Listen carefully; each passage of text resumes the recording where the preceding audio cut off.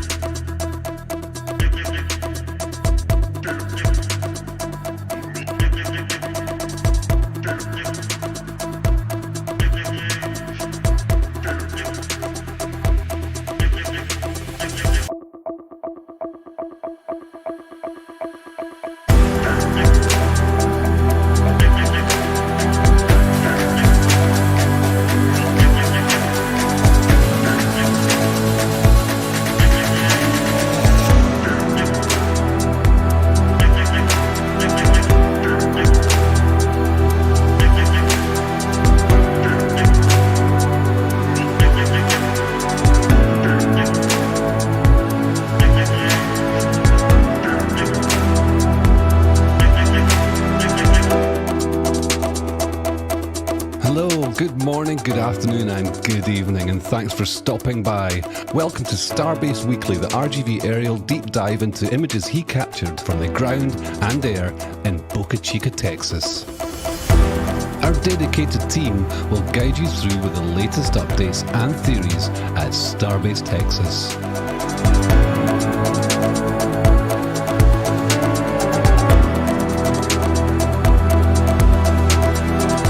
To the channel, be sure to hit the subscribe button and the bell icon for future streams.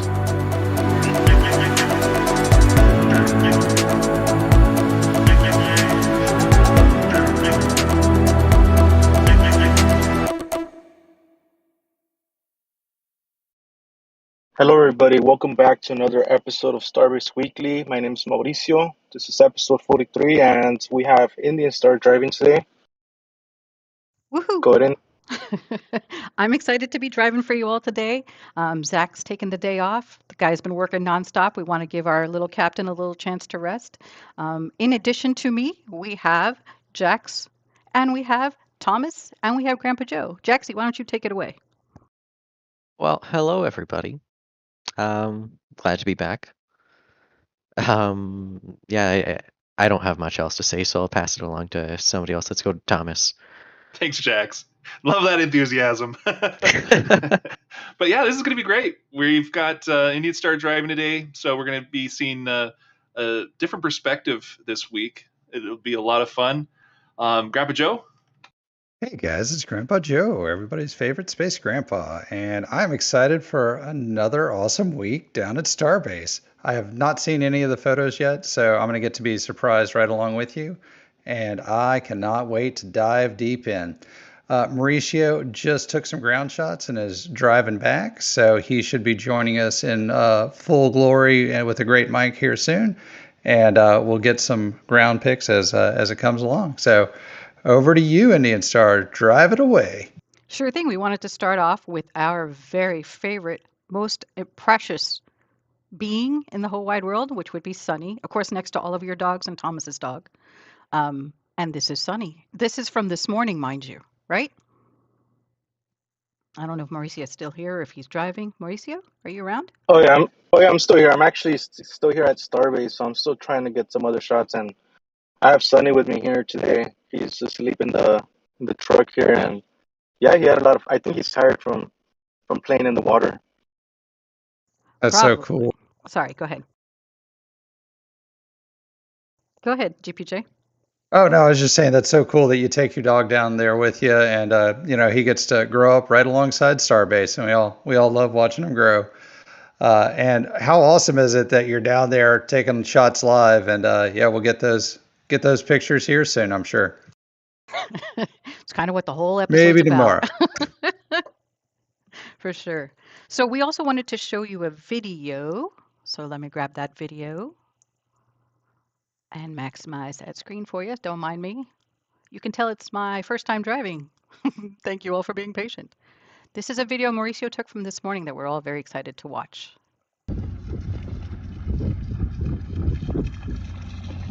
Oh, absolute Aw. cuteness. Wow. Look at those little starships. And of course, Sunny. I love the shots where Sunny looks like a giant dog in front of the starships. Those are the best. And look at how much he's grown. I mean, this dog is huge and having fun in the water, no less.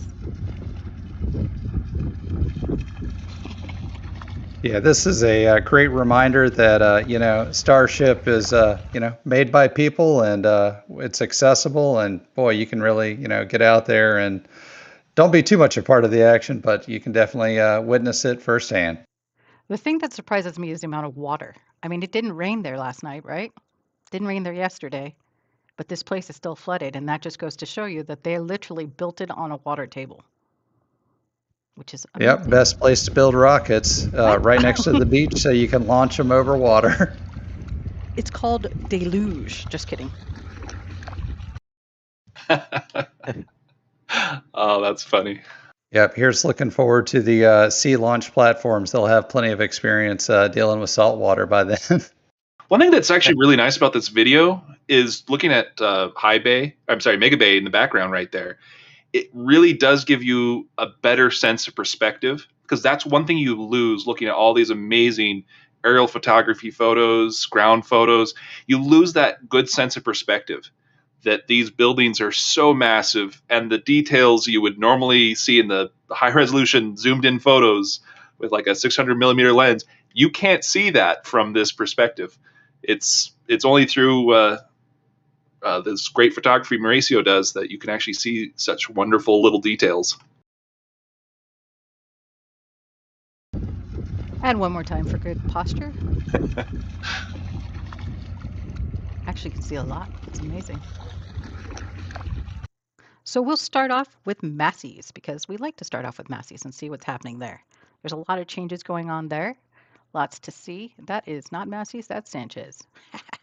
Scusi. Yeah, I love that we kind of just work our way down Highway 4, and as we go through Masseys, Sanchez, the build site, down to the launch site, you really get to follow it all the way through and get an idea of where everything is.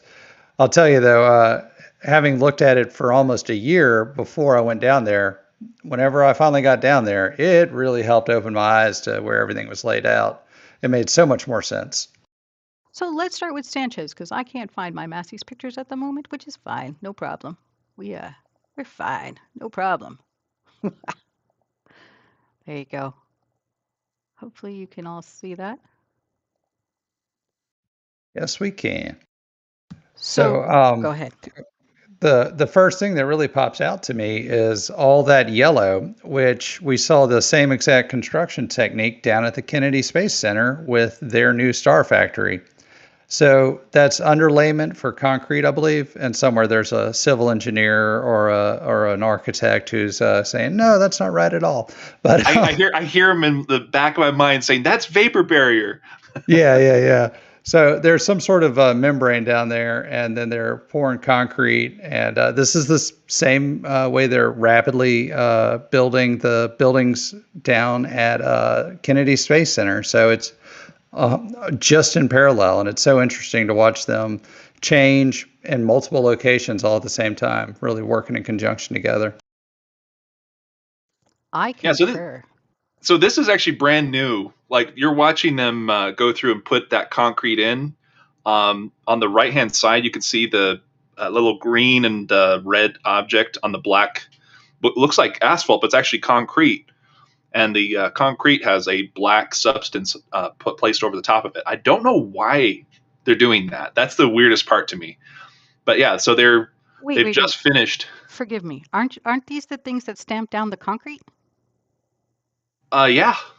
Is that? But is this what you they were could also referring? be, those could also be something they're adding to the top of the concrete. So they're throwing on this black substance, and then they're basically rotating it on.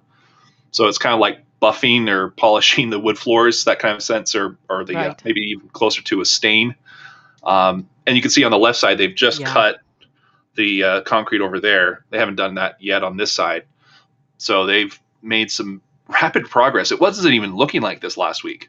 Last week it just kind of looked like they were doing some prep work.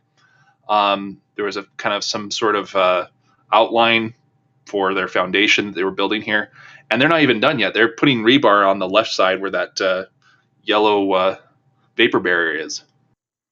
And why is it a vapor barrier? Forgive me.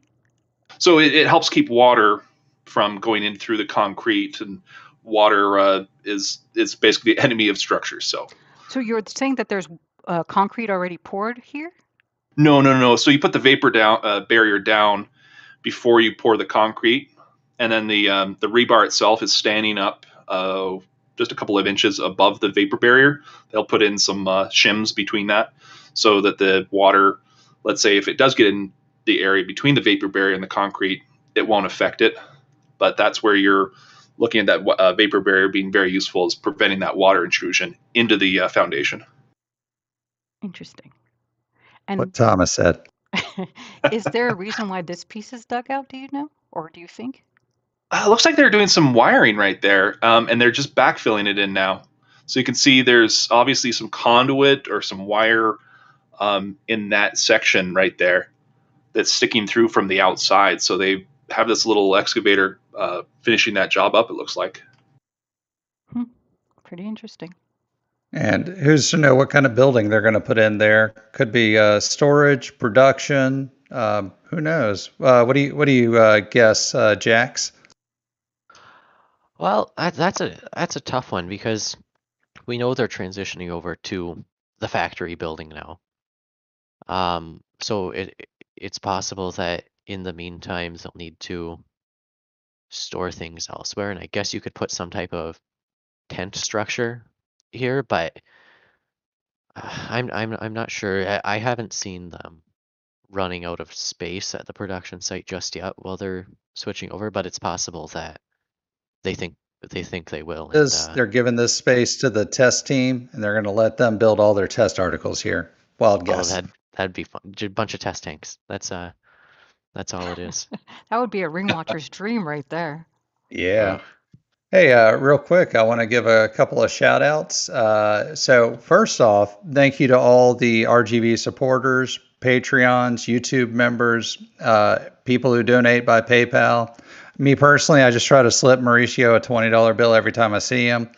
But yeah, I just wanted to say thanks so you're to saying everybody you've never for given him a $20 bill. that. Maybe.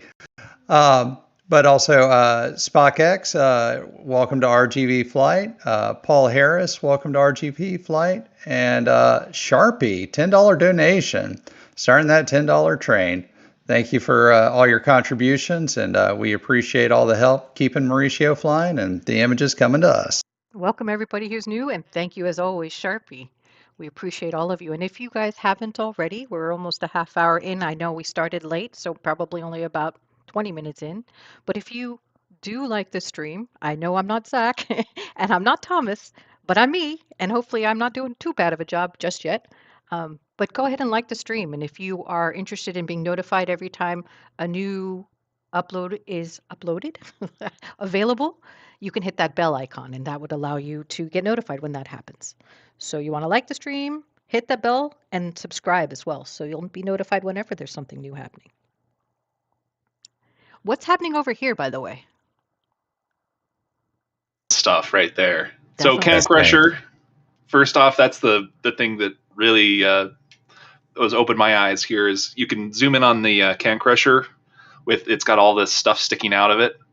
Those are the ropes for pulling down on that test article. And last week you guys talked about that they had already pulled out the centerpiece. Well, they pulled up the ropes and slung it over the edges so that they can now pick up the top hat of the Can Crusher and set that aside, because it looks like something else is going on. So Jax, do you want to talk about what's going on to the right there?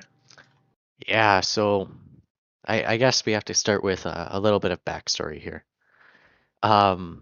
So some people may know, some people might not. Booster 6 was skipped in favor of Booster 7, but they turned it into a test tank last December. And it's been sitting at the Sanchez site for months and months. They never tested it. They've barely touched it. In February of this year, we saw workers working on a skirt section, and on a Jessica Kirsch live stream, and they referred to it as 6.1. And they said that they would put this on top of another tank, referring to a skirt section, a ship skirt section. And in this photo, as you can see in the bottom right, a crane has lifted a ship skirt on top of this test tank. 9 months later than it seems it was supposed to be, but hey, better late than never.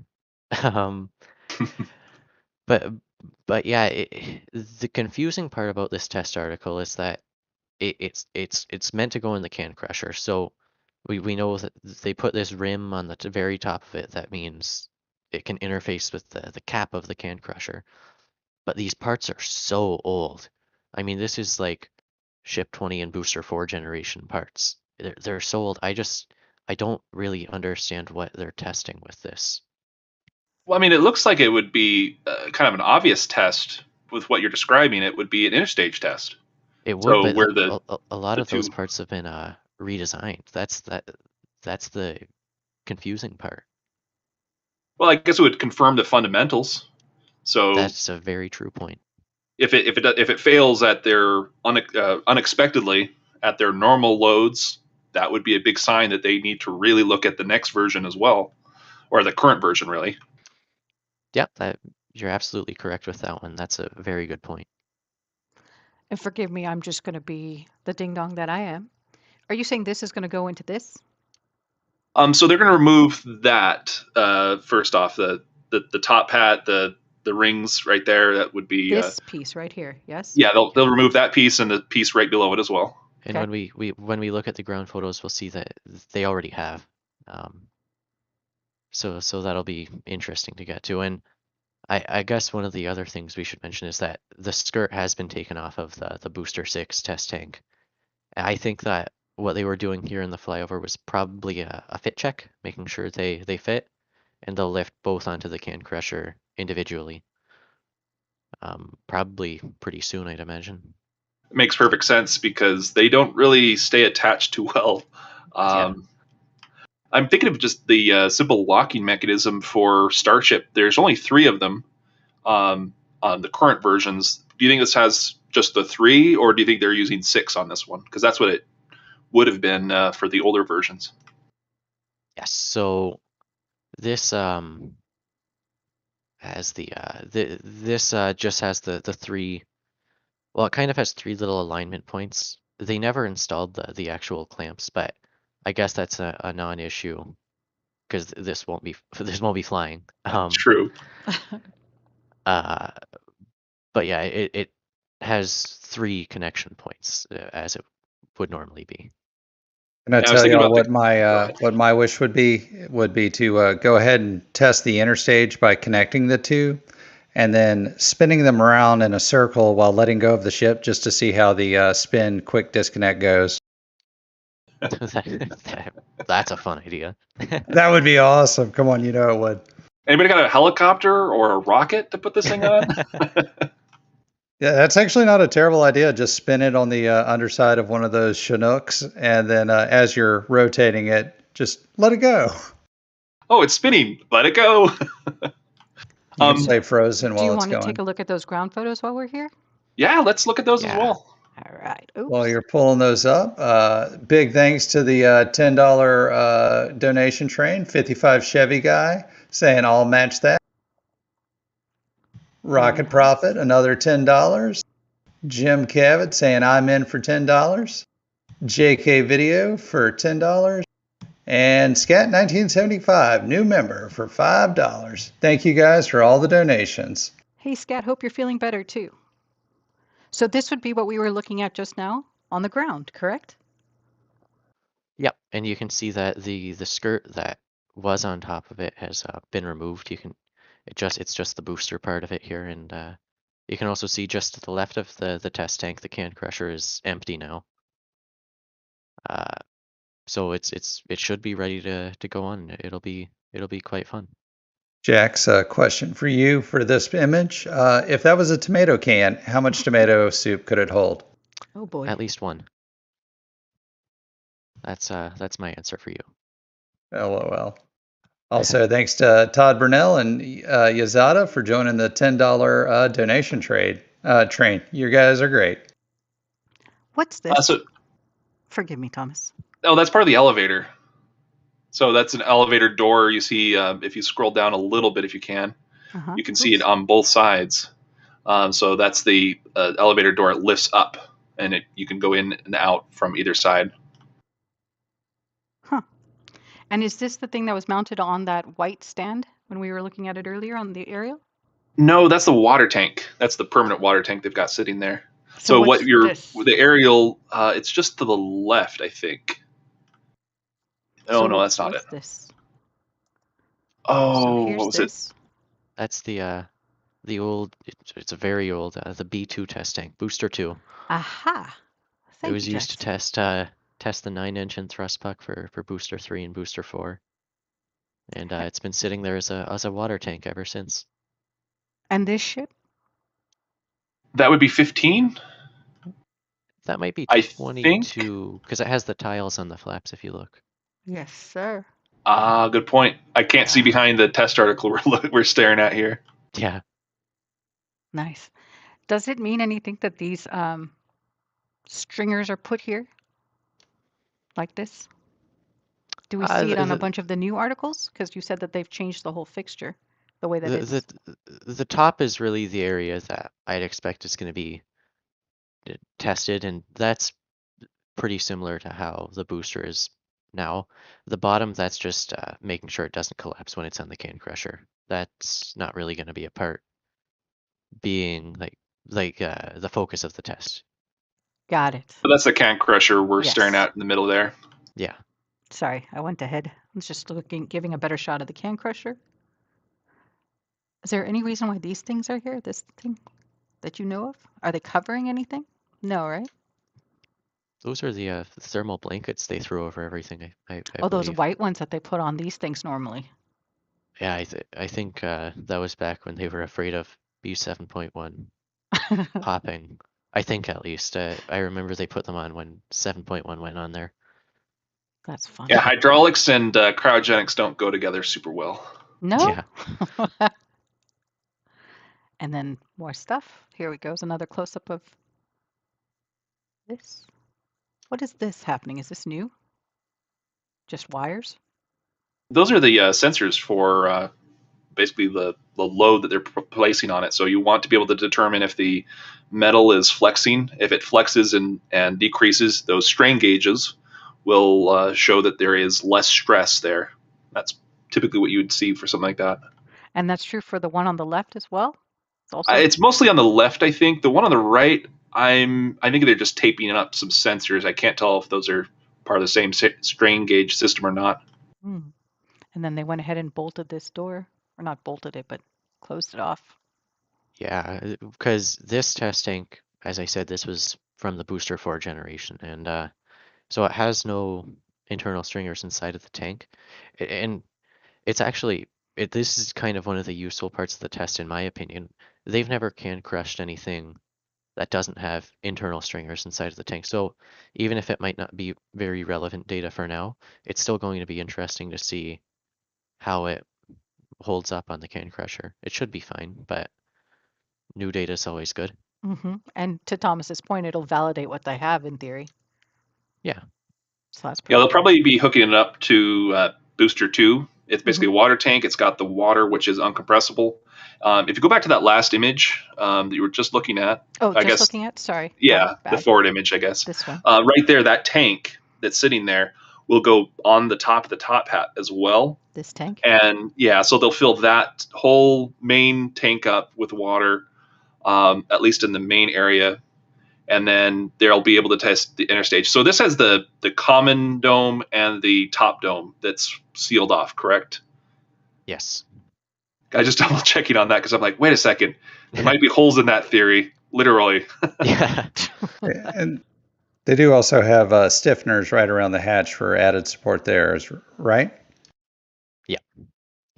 For Yeah, and the sure. hatch is something you can actually open up. It's bolted on this one. It's the old style that we saw back with like SN15 and above. I think the current ones are still bolted in just a little bit differently. They've got some thermal covers as well that are nice. I can't Yeah. wait to see the human-rated dock and hatches for them for when they do spacewalks. That's going to be awesome.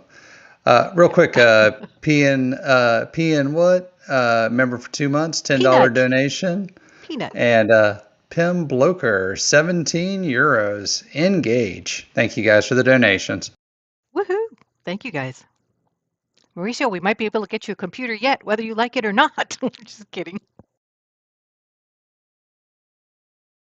This is actually very cool. Whoa, So this what's is the one that? that was on top of Booster 6. Yeah. Was it upside down or was it that way? This is the correct way. Yeah, that was that way. And I'll kind of go back onto that. We know what's going on to the can crusher because you can see that brown rusty ring on top. And that's typical. It's an interface piece for the can crusher. It's not the thing that keeps it in line? Aren't these those that keeps the No, shape, sorry? it'll probably help with the rigidity of it as well. But Rigidity, those good word. that's an interface piece to our knowledge from what we've seen. And it seems that I think it was last week or the week before we talked about another test tank in production, and I believe we've now spotted that with this same type of ring on it. So Oh, nice. we might have another can crusher article they're building. Does it matter that they have, or is there a reason why they have stringers on the outside and on the inside? So that top part there, by looking at those stringers, that isn't the subject of the test. Like that's not really what they're testing. Okay. They want the part that they're testing, they want that to collapse or not collapse, like that to have real loads. That top part, they don't want it to collapse. They want that to stay as strong as possible so they get Double real results for the reinforcement. bottom. So they'll just throw absolutely whatever they have on that just so it doesn't collapse. And normally you'd have a Starship continuing the rest of the way up, and it has structure there. Yeah. There's nothing here, so you have to replace with something. So I this do will like go. the little Sorry. little holes in the stringers. Most of the other stringers don't have those. Do you think that adds extra rigidity, or why do you think they did that? Well, these, and it's kind of funny and just strange. I guess they had extras because these are internal stringers that they put externally. Oh, And many of the internal stringers have these little holes in them to save mass. And you can see Uh, that right here. Yeah, they're very small, but every little bit counts, I guess. And they must have just had extras because this is what they used. And you said I'm not a structural engineer, but sometimes adding holes to objects actually makes it stronger and more rigid. That's also true. So maybe that has something to do with it. And yeah, as Santi just said in chat, they overbuild the part they aren't testing. That's absolutely true. That makes a lot of sense. interesting. So let's go back to Sanchez. And I think we've seen everything, or is there more to see? Do you want to talk about the stands at all? Is there anything else that you guys catches your eye here? Well, we do have the new display stand, which has been the mounting pads on it have been revealed, so we can confirm that it's a booster display stand over beside booster 4. Over At the beside top of the booster 4. images. Yeah. Sorry, I'm getting there. Don't mind me. You're just interested in everything else, I can see. Yeah. That's how it is with me, you know. This way. Yeah, so right here we can see if you compare it to the stand booster 4s on the pads line up for a booster transport stand. Oh, wow, you're talking about these little pedestal things, right? Yeah, those little black squares. And now, I'm not implying anything, but booster 8 is like 99% going there. So, but I mean, like, there's that 1%. It could be anything else. So I never said for sure. But Jaxie, if booster 8's going here, why would they take it to the launch site? That is a wonderful question. And It's kind of a strange situation. It's possible because of the work that they're doing on Booster 9 and Booster 10 right now, that they wanted it out of the way. Or it's possible that they were going to test it, but then they decided, oops, Booster 9 is going to be coming along very quickly, and we'll cover that later. We have some pretty wonderful shots of Booster 9, but I don't know. Booster 8, its future is not looking too bright. Nope. Booster 9's drinking Booster 8's milkshake here. Wow. That's funny. So anything else y'all want to talk about? That's very interesting, Jaxie. Well, last week there was something mentioned about the road and that they were going to put concrete there. It actually already had concrete. They've just cleaned it up and painted new lines just next to that transport stand or the booster stand that you're talking about right there. Yeah. So that was one thing that was kind of interesting. And I do see that they're going to be pouring more concrete actually between the road and that transport stand. So we'll see that happen this week. So I have a donation and a technical question. John Dopaker donated $10 saying, I'll be the caboose on the $10 train. Choo choo. And Cranky Old Man, who must be my spirit animal, he asked a question. As the temperature of the two cryofluids is vastly different, is there insulation on the common dome to mitigate the heat sink between the two? Thomas, you want to take that one? Actually, they're pretty close to their same temperature, so you don't need an insulation. And any variance in temperature that you have is not a big issue because there is going to still be a bit of an air gap between the top of the LOX tank for the fluids. Even if you filled it up 100% of the way, got all the bubbles out, you'd still not have much of an issue. The colder it gets for the stainless steel, the stronger it is. And you're already bringing them down to temperatures that are relatively close to each other. With probably between 20 to 40 degrees Celsius difference at most. Yeah. Now, correct me if I'm wrong, but liquid oxygen is at negative 193, 196, super chilled, and liquid methane is like negative 186, 187. So there's really not that much difference between the two overall. I'm just looking it up just to verify. Yep. And while you're looking that up, hey, everybody, if you haven't liked or subscribed yet, please do. And everybody let Indian Star know just how good a job she is doing today driving. It's been real smooth. Only nice comments, please. I'm very sensitive. The guys will tell you. You know what's No interesting? criticism. Sorry? I said no criticism. Well, constructive is always welcome. This is very cool. It's like literally an amphitheater now. I love that house. It's such a good looking house. They really did an interesting job with it. It started off as one of the bigger houses of the village, and they've just really decked it out. Literally, there's a deck there. That they built, too. Yeah. And this looks like AstroTurf, but I don't think it is. Look at how much greener it is than the rest of it. But that's probably AstroTurf. But then this is AstroTurf, and it's a lot darker green. Yeah, but it's AstroTurf, and you can get it in different colors. I guess it's the way you brush the turf, I guess. Anywho.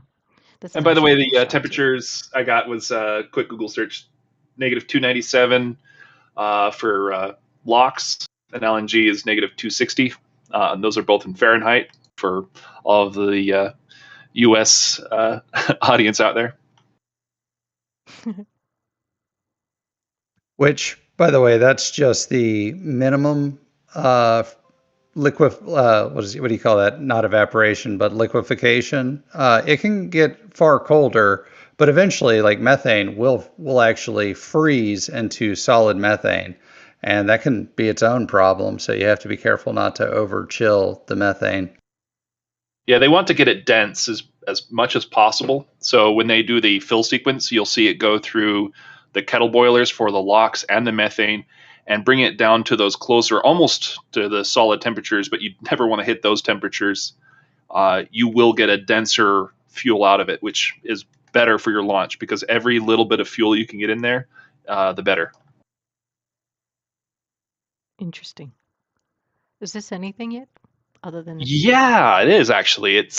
It's where they stored all the rings that were over where that new building is being constructed. So if you scroll up a little bit, you'll see a few more. Can't get up any further, but I can try Okay. another picture. So yeah, this is where they were. And then they were before that in like tents 1 and 2. Mm-hmm. Now they're to the far left of this image, but we'll get there. Far left of this image. Well, there's a lot of this happening. Lots of this. This is actually very cool. Ooh, look at that. There we go. Perfect. At the very top now. Mm-hmm. So that's the, I guess you could say, the ring storage area. Oh, this whole piece here, or up here. Oh no, to the right there. Yeah. So those this and 4. Yeah, they're really can't decide where to stick those right now. And what is happening here? What is all this? What the hell is that? Well, it's the BFC crane. Oh, gotcha. But it's got tons of, looks like just ditch, conduit, water handling. Yeah, water handling. So it's culvert pieces. They're going to stick together and probably put along a brand new piece of road. And these little dudes right here? Oh, those are generators. So I think they were used for water pumps back at the early days of SN4, 5, and 6. Is this an oil rig type of situation? Yeah, it's actually was a well that's a dry well, and so it's their disposal well. It looks like they're actually hooked up directly to the disposal well. You can see there's kind of a faint gray line going just up directly to a line that goes into the ground. And I suspect that they're pumping in like contaminants or dirty water that would be brackish or something like that. They're pumping it into this? Yeah, so that's a way of being a waste disposal well. That's basically what it'd be. You pump it below the water table. That way it doesn't impact drinking water or surface water. I don't think there's any potable water here. Well, no, it's just a way of keeping the environment clean and separate from industrial operations. So you take the dirty water and you pump it lower than the other water, and that keeps it clean? Yeah, basically. Okay. No, it kind of works out pretty well that way usually. And we're talking about hundreds of meters below ground in an area you would never hit unless you drill down again. And they're not going to do that because this area doesn't have the best of gas. So to the right of that is an actual gas well. That one does produce, but it's not economically viable. Yeah, that one. So speaking of gas, 55 Chevy guy asked, what gases are produced at Sanchez? I don't know if you can scroll up on this image, but they do have an air gas separation unit. And in that, yes, right there, perfect answer. In that unit, alternatively, they produce liquid nitrogen, liquid oxygen, and liquid argon. They each have different boiling points and freezing points. So as they chill it, they siphon off different gases, different air gases at different temperatures. And they have a whole process. It's a whole industry, and that's a pretty small kind of version of it right there. There were originally plans down at the launch base to have an equivalent air gas plant that also did CH4 refining from natural gas to more pure methane. But those plans are kind of on hold, but we'll see where it goes from here. And those plans are on hold from the PEA, correct? That's where we learned all that information? Yes. Yeah, the information was in the PEA, but there's no hold from the PEA on doing that. I think it's more of a business decision. I don't know, because SpaceX said they retracted that part. It just complicated the PEA process, I think, a lot more than it needed to. And they have this here, so it works out that they don't need it any longer at the launch site.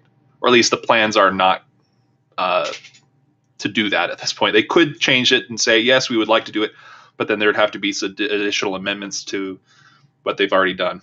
Yeah.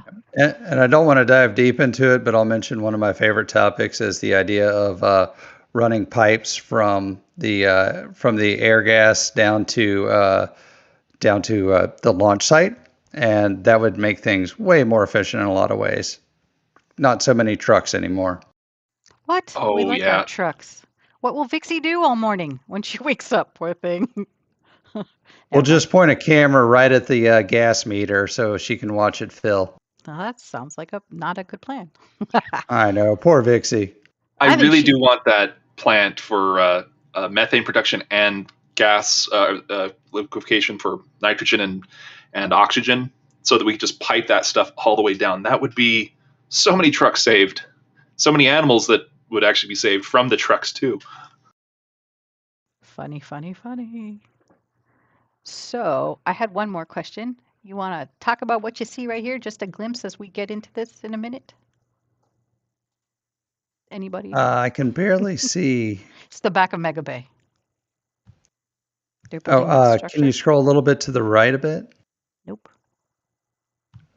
That's all right. We'll get there when we get there. I'll show you when we get closer.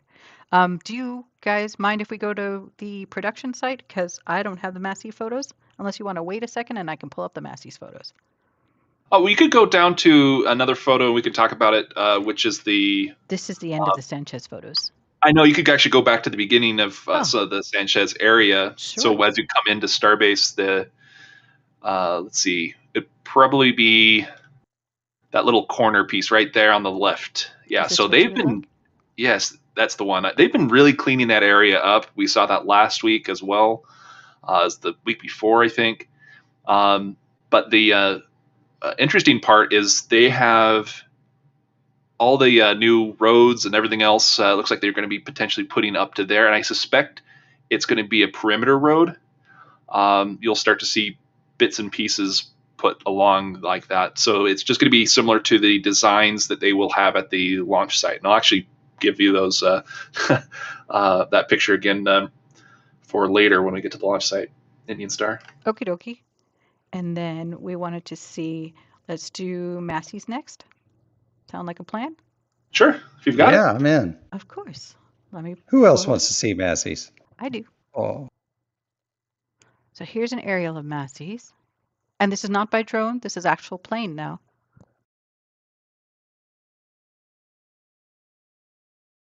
This is Yes. actually a moat, right? This is actually a moat. So this left side is a moat. The right side is actually directly connected to the Rio Grande. So it just has a tiny little inlet outlet at the very top up there, Yeah. but it doesn't allow a lot of water flow. So it just kind of sits there and stagnates. There's no water this- flow through here. On that one, no, that's very stagnant. Interesting. so it's what's called an oxbow lake. It's a naturally forming river feature. As the river goes through, it curves around and deposits silt, and then it has to get around its own silt, and then it bursts through later, and it abandons or orphans these little U-shaped lakes all up and down the river. So we have them all over the Mississippi, and it's a thing you see in a lot of areas. Speaking of dirt, do you see all the dirt piles over there to the left? I was just going to say, they Thomas, do you back? see all this dirt? Is this an old picture? No, this is from Wednesday. Yeah, they've been bringing a lot of dirt in, and what I suspect that they're going to be doing with it is putting it at the launch site. So we'll get to this a little bit later, but the fact is they're using this as a in between space where they can store up all the dirt they need for the launch site, and once they're ready, they can go ahead and start pulling it. They've done it in similar areas like San Martin. They were adding dirt to the road area there, and we'll see that at the build site. But it's just something to keep in mind is that they're basically keeping this as a station for their dirt. All the stuff comes in, and once they're ready to move it where they need it on their schedule, they can do so. Welcome to Dirt City, where we have all your dirt needs. And they're not moving the dirt from here, for example. They're moving it from somewhere else and bringing it here. I think this dirt right there that you're pointing out may be actually from the dirt pile on the left, but Okay. it's a little bit cleaner and a bit more organized. So I think that's top, or it's more organized like gravels and it's hard to say, but it looks like it's going to be better soil than what's on the left. So the left stuff is just the backfill. They'll have let's say, construction project where, let's say, they're building a foundation. They get a lot of the dirt. This doesn't have a lot of organic in it because they don't want that particular dirt, but they just want something that will be easy to fill in an area, and that's going to be something I think we'll see. The integration tower is just behind it. That's going to be what's next for that area, that dirt. But yeah, we actually do have some other things going on in here. So we've talked about those two little black objects at the top of the frame. They're still kind of mystery objects. They're on the right side next to that big pile of dirt. Oh, these two. Yeah, so those are still kind of the mystery. There's a couple of different theories about them. One was like maybe they're going to use them for putting stuff over the top of them because it's kind of got a shape that would allow you to do some sort of forming. But there's only two of them, and you'd have to be pretty straight, or I don't know. It's just a very strange object. Another one was similar to in Sanchez next to the can crusher. There's a similar object where you could put hydraulics to it. So just a couple of theories that might be what they're for or close to. Fair But enough. anyways, moving on. These Unless look you've like got anything helium else. tanks, even though they're not. I know that they're not. That just looks like that to me. Yeah, These there's are electrical pipes. Yeah. these ones, right? Electrical pipes? Okay. Oh, they're electrical or some sort of pipes. I just can't tell. They're pretty reflective, so they probably are just conduit. We could just call them pipes. Hey, look, it's a piggy. It's a little hippo right here. And it's still just sitting there from a couple of weeks ago, and Yeah. we're still like waiting for it to do something. What's that in the top right? If you go up and to the right a little bit, is that water storage? This is where they're doing reverse osmosis. Yeah. Ah, that makes a lot of sense. They moved it. They was telling us maybe a month ago that they moved it over here from the launch site, the build site, Sanchez. Somewhere. Hey, real quick question from Cody G. Any idea on how much output they get out of the air gas separator over at the Sanchez site? It looks to be pretty significant. They have quite a few trucks to go through. Do you have a number on those trucks? If only Vix is listening in the chat, maybe she could tell us how many trucks come out each day. Oh, it depends on the day. Like she had 15 or 13 waiting last night. Like she literally, there was a whole mass of them waiting. They were all lined up. Oh, wow. And she counted 13. I believe that was last yeah, night. some of the trucks are coming from Brownsville, and I think some of the trucks actually fill up and go back and forth between the air gas plant and the launch tower, or the launch loading area. This is that. Oh, can you zoom in? Yes. Just next to the wagon wheel, just to the right. Can you zoom into those objects? Here.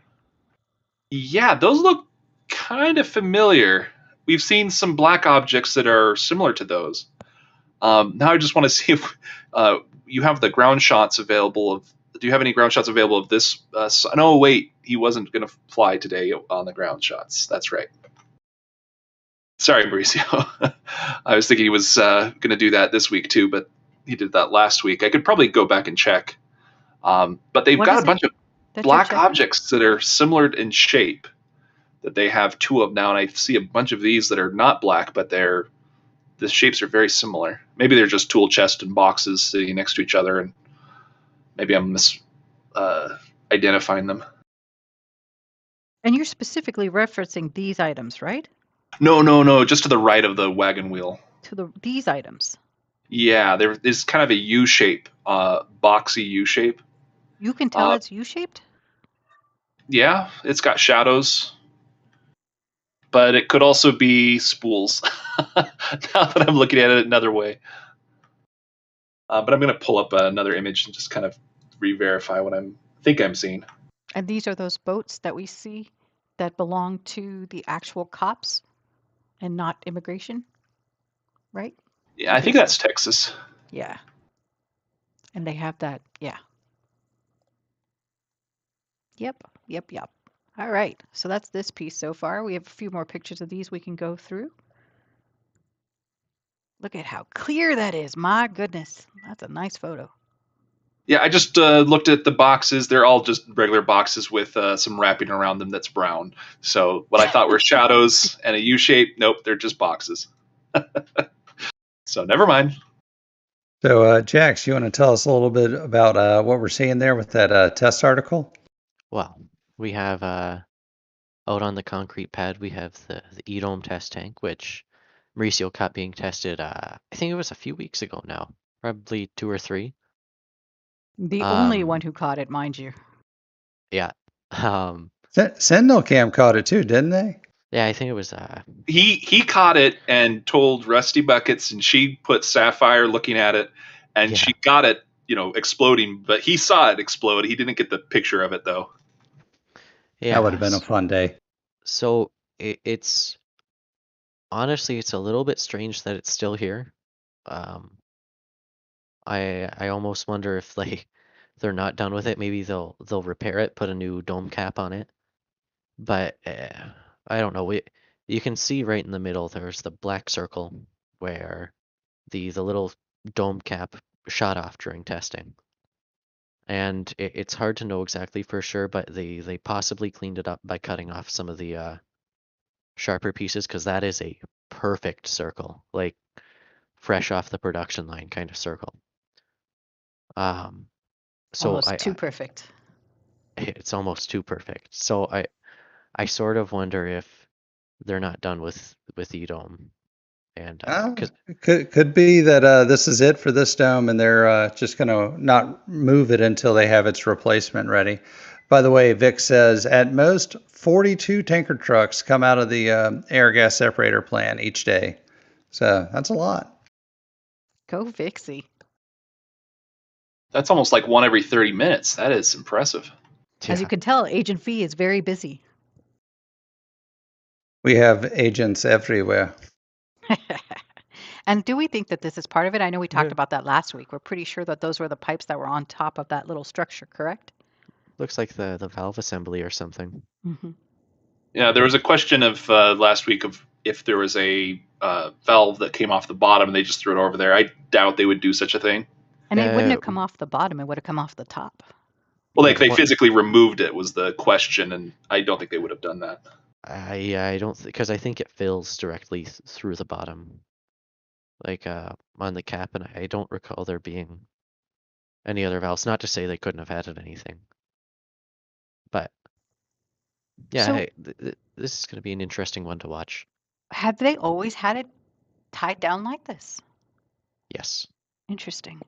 And the thing that I don't see that I almost expect to is like some sort of stainless steel rolls or something heavy to hold it down, unless it's directly attached to the stand, which is bolted down to the ground, which Isn't that could what be. this is? Yeah, they've tied it to the stand, and the stand is bolted down.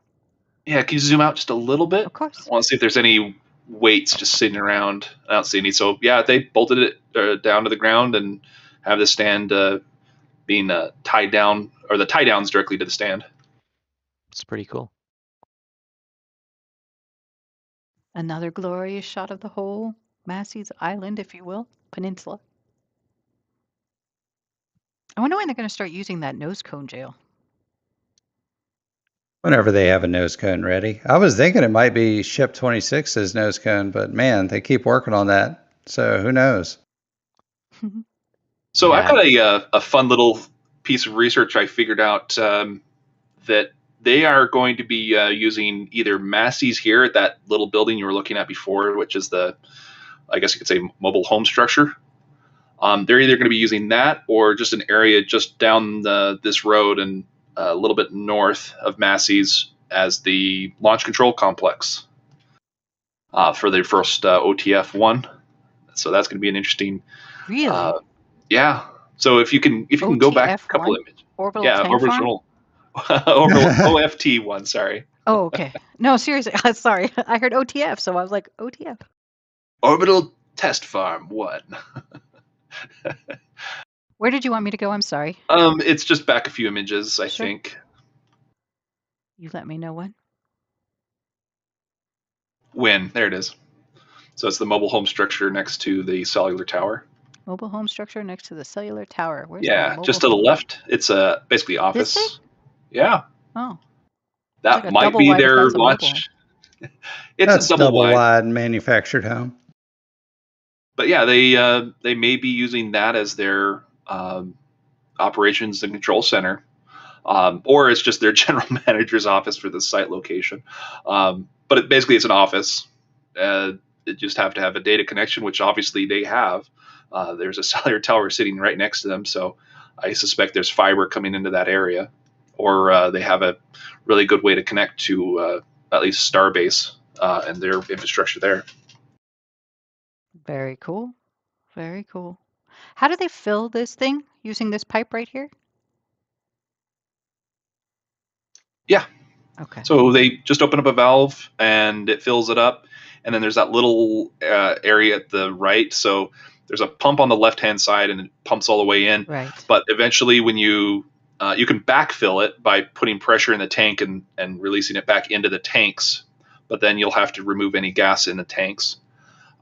The big issue is what you do with the remaining liquid nitrogen, and there's that little valve. You have to see it from a different angle, but it's covered by the barrier. Mm-hmm. We talked about it about 2 weeks ago. Mm-hmm. We did. And are these helium tanks? And if they are, why are they here? Bueller? I know. I'm just thinking about it, and it could be Yeah. helium, it could be argon, which I doubt. Could be nitrogen gas. So nitrogen gas would probably be more probable there because they would like to use it for pressure reasons. Yeah, that's what I was thinking. Is it might be highly pressurized gas of any kind, just to up the pressure inside the test tank. But then again, all you have to do is close the valves, and it'll build up pressure as it evaporates anyway. Yeah, and we saw it pop, so that confirms it does. It did build up pressure. It could be natural gas used to power the pumps and generators. Good point. Good point. I like Or how a they, big old, we don't know. I like how they The ran generators over are the end. Yeah, the generators are pretty much centered around that little building next to the tanks. Got another couple of generators to the left of that. Can you zoom in on those smaller tanks and see if anything's plugged into them? Like, yeah, they're all disconnected. It seems just to be parking.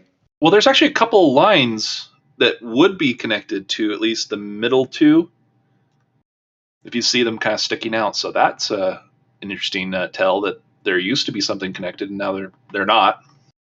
I do also see that there's several lines running from that manifold or little gate assembly all the way, through there. So they might be pumping multiple fluids and gases in. Ooh, can you just move to the left a little bit? We could probably tell from the decals what they are. On the front All of the the trailer. decals Yeah, that are one's on the green. back side. So the middle one, that's the larger middle one, that one's green. So that would be nitrogen. Where do you see the decals, my friend? Just All on the the way front to of the the trailer. front. Oh, right There's a here. little diamond Gotcha. right there. Gotcha. Look at you. This is the kind of investigation I like to see right here. Keen eye for the Thomas guy. Interesting. What is that one? Don't know. But you actually just help solve the question of what these are and how they work. So that small pipe right there that this larger one's hooked up to, it's basically being used for back pressure. It's going to the main tanks further back, and they're basically pressurizing those tanks with this gaseous tank, and then it comes through the rest of the way. And the pump system is also part of that, and any other gases that they need are present there as well. The other thing to think about is if you reference back when the test tanks were at the launch facility, they had one nitrogen and one helium tank plugged into those test tanks, according to VIX. Yep. Yeah, that was back with 7.1, I believe. We'll just get through. Oh, this is the last one. So now, do you guys want to remind everybody anything? Like, share, and subscribe. Good reminders. GPJ, any questions? Any donations you want to call out? No, we're all caught up on questions and donations. I have one down for the launch site, but everybody just give us money so that I can, talk about it and say thank you. No. Oh boy. Everybody, he's just kidding, just in case you don't know. Feel free to donate. We appreciate it greatly, but yeah. Donate to his sense of humor because he needs one. Just kidding. I need apparently a sense of humor too. Ouch. Nah, you were funny. Now we're off to the build site. Yes? Yeah. Yeah, let's do it. All right. So this is a nice aerial view. You can see everything that we know and love. More of what we know and love. Yeah, you got lucky with the clouds on the flyover. There weren't too many. All right, now we get into the nitty gritty. This is what I was talking about, GPJ, right here. This little red structure that is on the back of Mega Bay. What is that? The future Raptor storage facility, or all the stuff coming in that's not the booster rings? Possibly. Or we don't really know. Definitely yes. All to the above. Yes. And where's the crack? There's no more crack here? Oh, there's still something there, but there it is. looks like it's been filled in with debris. They got crack on the corner down there too. You know, it's everywhere. It's rampant these days.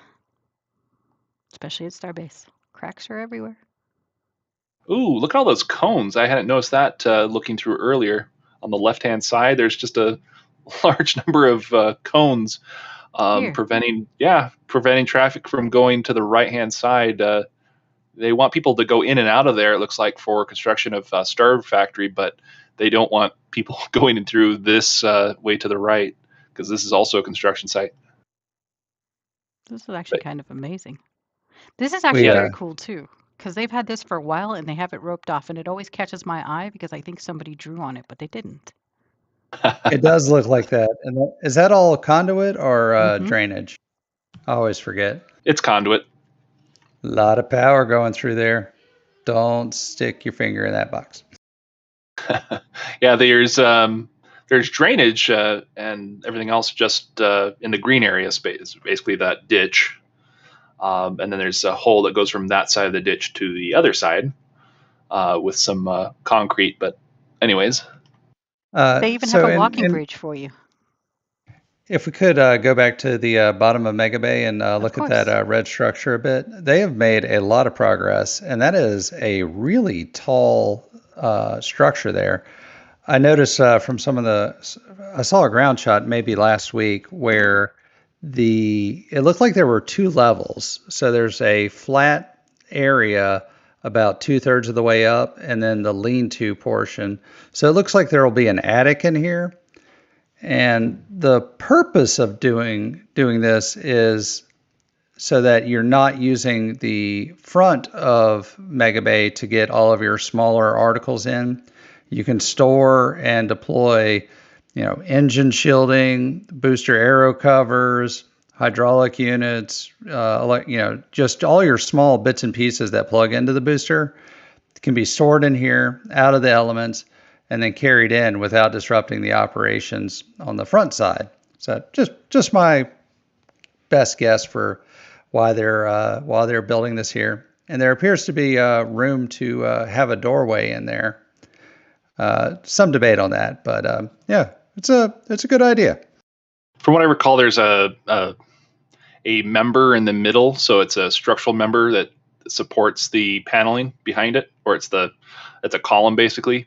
So you'd have to either cut the doors on the left or the right side of that member, or structurally re-engineer it from the inside to basically take the weight and put it through to other areas. So I don't think we'll see that option, but we'll probably see some doors for sure.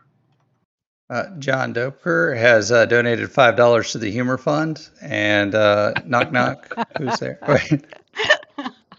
I'm working on it, guys. I got dad jokes all day. Oh, don't even insult the dads. That's not very fair. Those aren't dad jokes. I got grandpa jokes all day. What is this?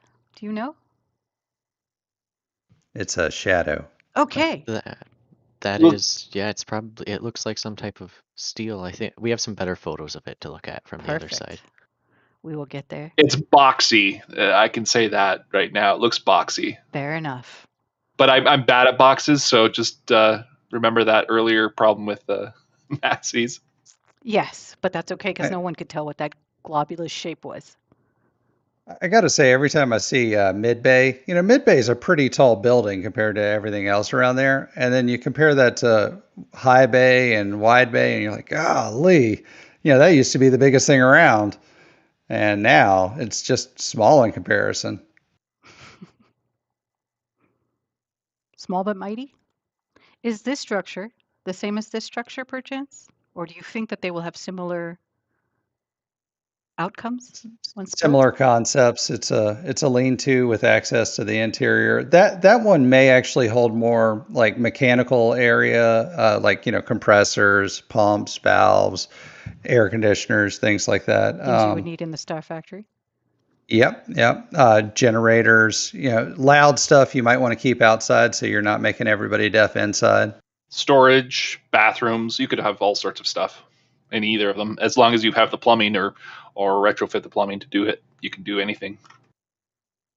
Jaxie, we're coming to the rings. Just you wait. Oh, the rings. Jaxie's getting ready.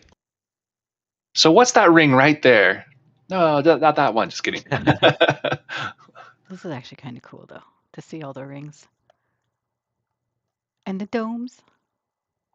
And whatever Yes, this that. is. Now, What is this? Oh my goodness. that is quite a fantastic catch from Mauricio. As some of you may know if you watch Rover One camera a lot, which I know some people do.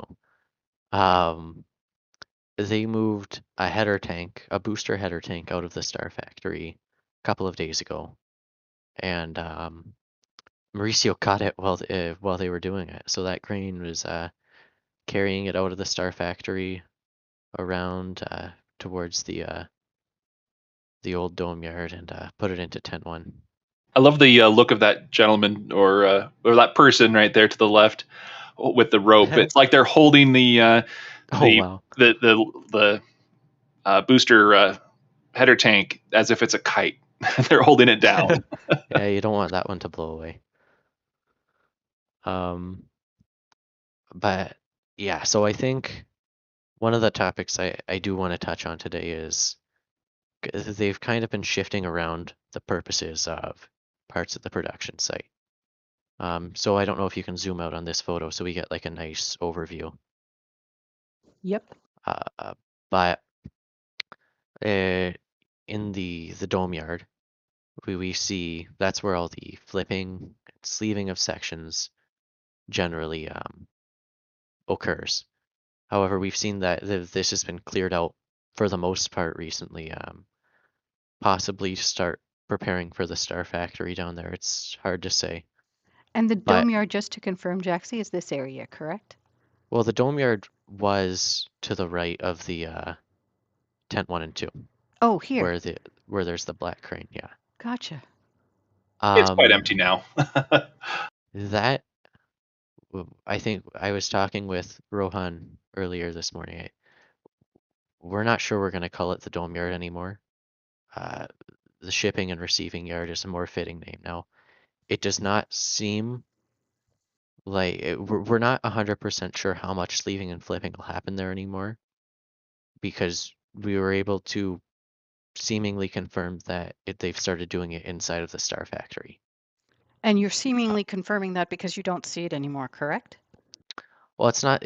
We haven't seen. There one section in particular that was manufactured inside of the Star Factory, upright, as that type of section is built.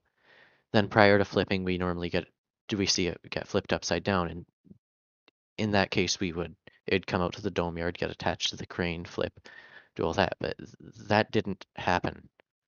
It never left the Star Factory, and then we saw it upside down one day. So that was kind of like a big whoa moment, like they're doing this. But then in today's ground photos, Mauricio caught a photo of it that suggests it's been sleeved inside of the Star Factory too. Ooh. Which That's going to make your job a lot harder tracking all those actions through the little porthole on the side. Yeah, it's as Rohan's excited for it. I guess he said there's less to track, so we have something to look forward to. That's a good attitude. So Yeah. I want to make sure I heard you right. They constructed a ring section right side up. And then later on, it never left the tent. And later on, it was upside down and it had been sleeved over a dome. That's what we've seen. Yeah. And you said there's a Um, ground photo that shows this? there is a nice ground photo. I can just send it to you if that's better, or maybe the photo number. That's up to Or you just see it real fast if you can see it and tell me. it's This stuff over here. just beside the photo of the high bay with ship 25. Just no, High it's not. Bay, ship 25. Nope. Third down from the left. 1, Yeah. 2, 3. No, sorry. Like far left on the third row. This one. Yeah. Got it. There we go. We were That on was it. fun. My bad. There. So this section here, it's upside down. You can see there's, if you zoom in on the bottom of it, Sure. there is, just go up just a little bit.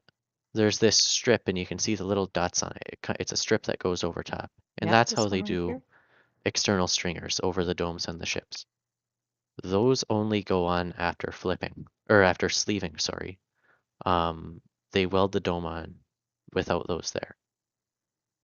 So it looks like they sleeved it inside of there and are completely processing it inside of the Star Factory. Which means that in theory, a whole section could be built and we'd never see it. So Wow. you're saying there's a dome in here? There should be.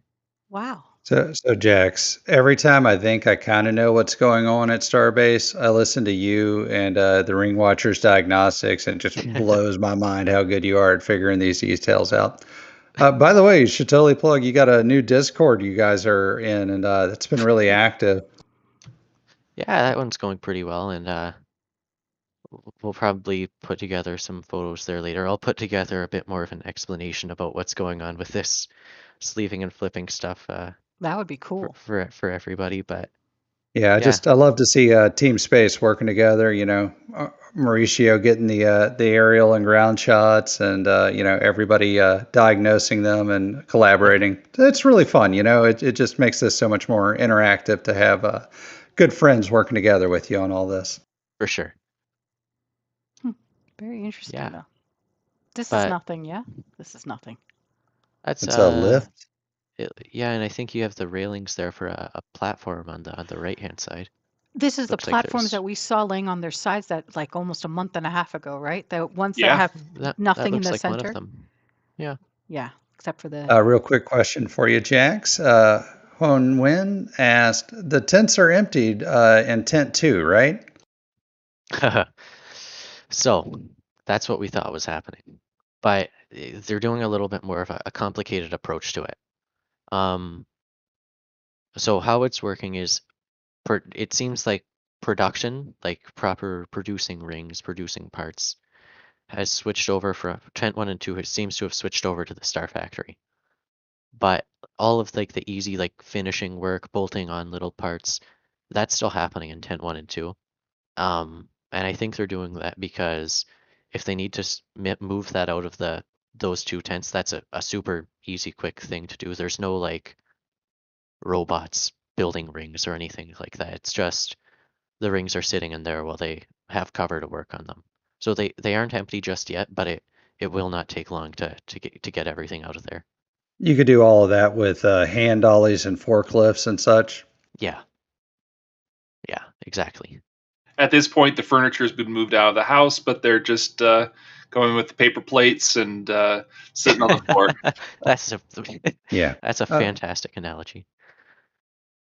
And I know we briefly went over. Were there any other rings that you wanted to touch base on in the ring yard here? I heard Booster 10 was getting built, and we had some rings there. I know 9's pretty close to being done. Yeah, I think we should look at the ground shots of the wide bay. I think he has some fantastic shots inside of there. inside the wide bay. Here we go. Great. So yeah, here we go. We have the liquid oxygen tank for booster number 9, and it's coming along very quickly, very well. You can see they have the raceway basically completely constructed on the side of it.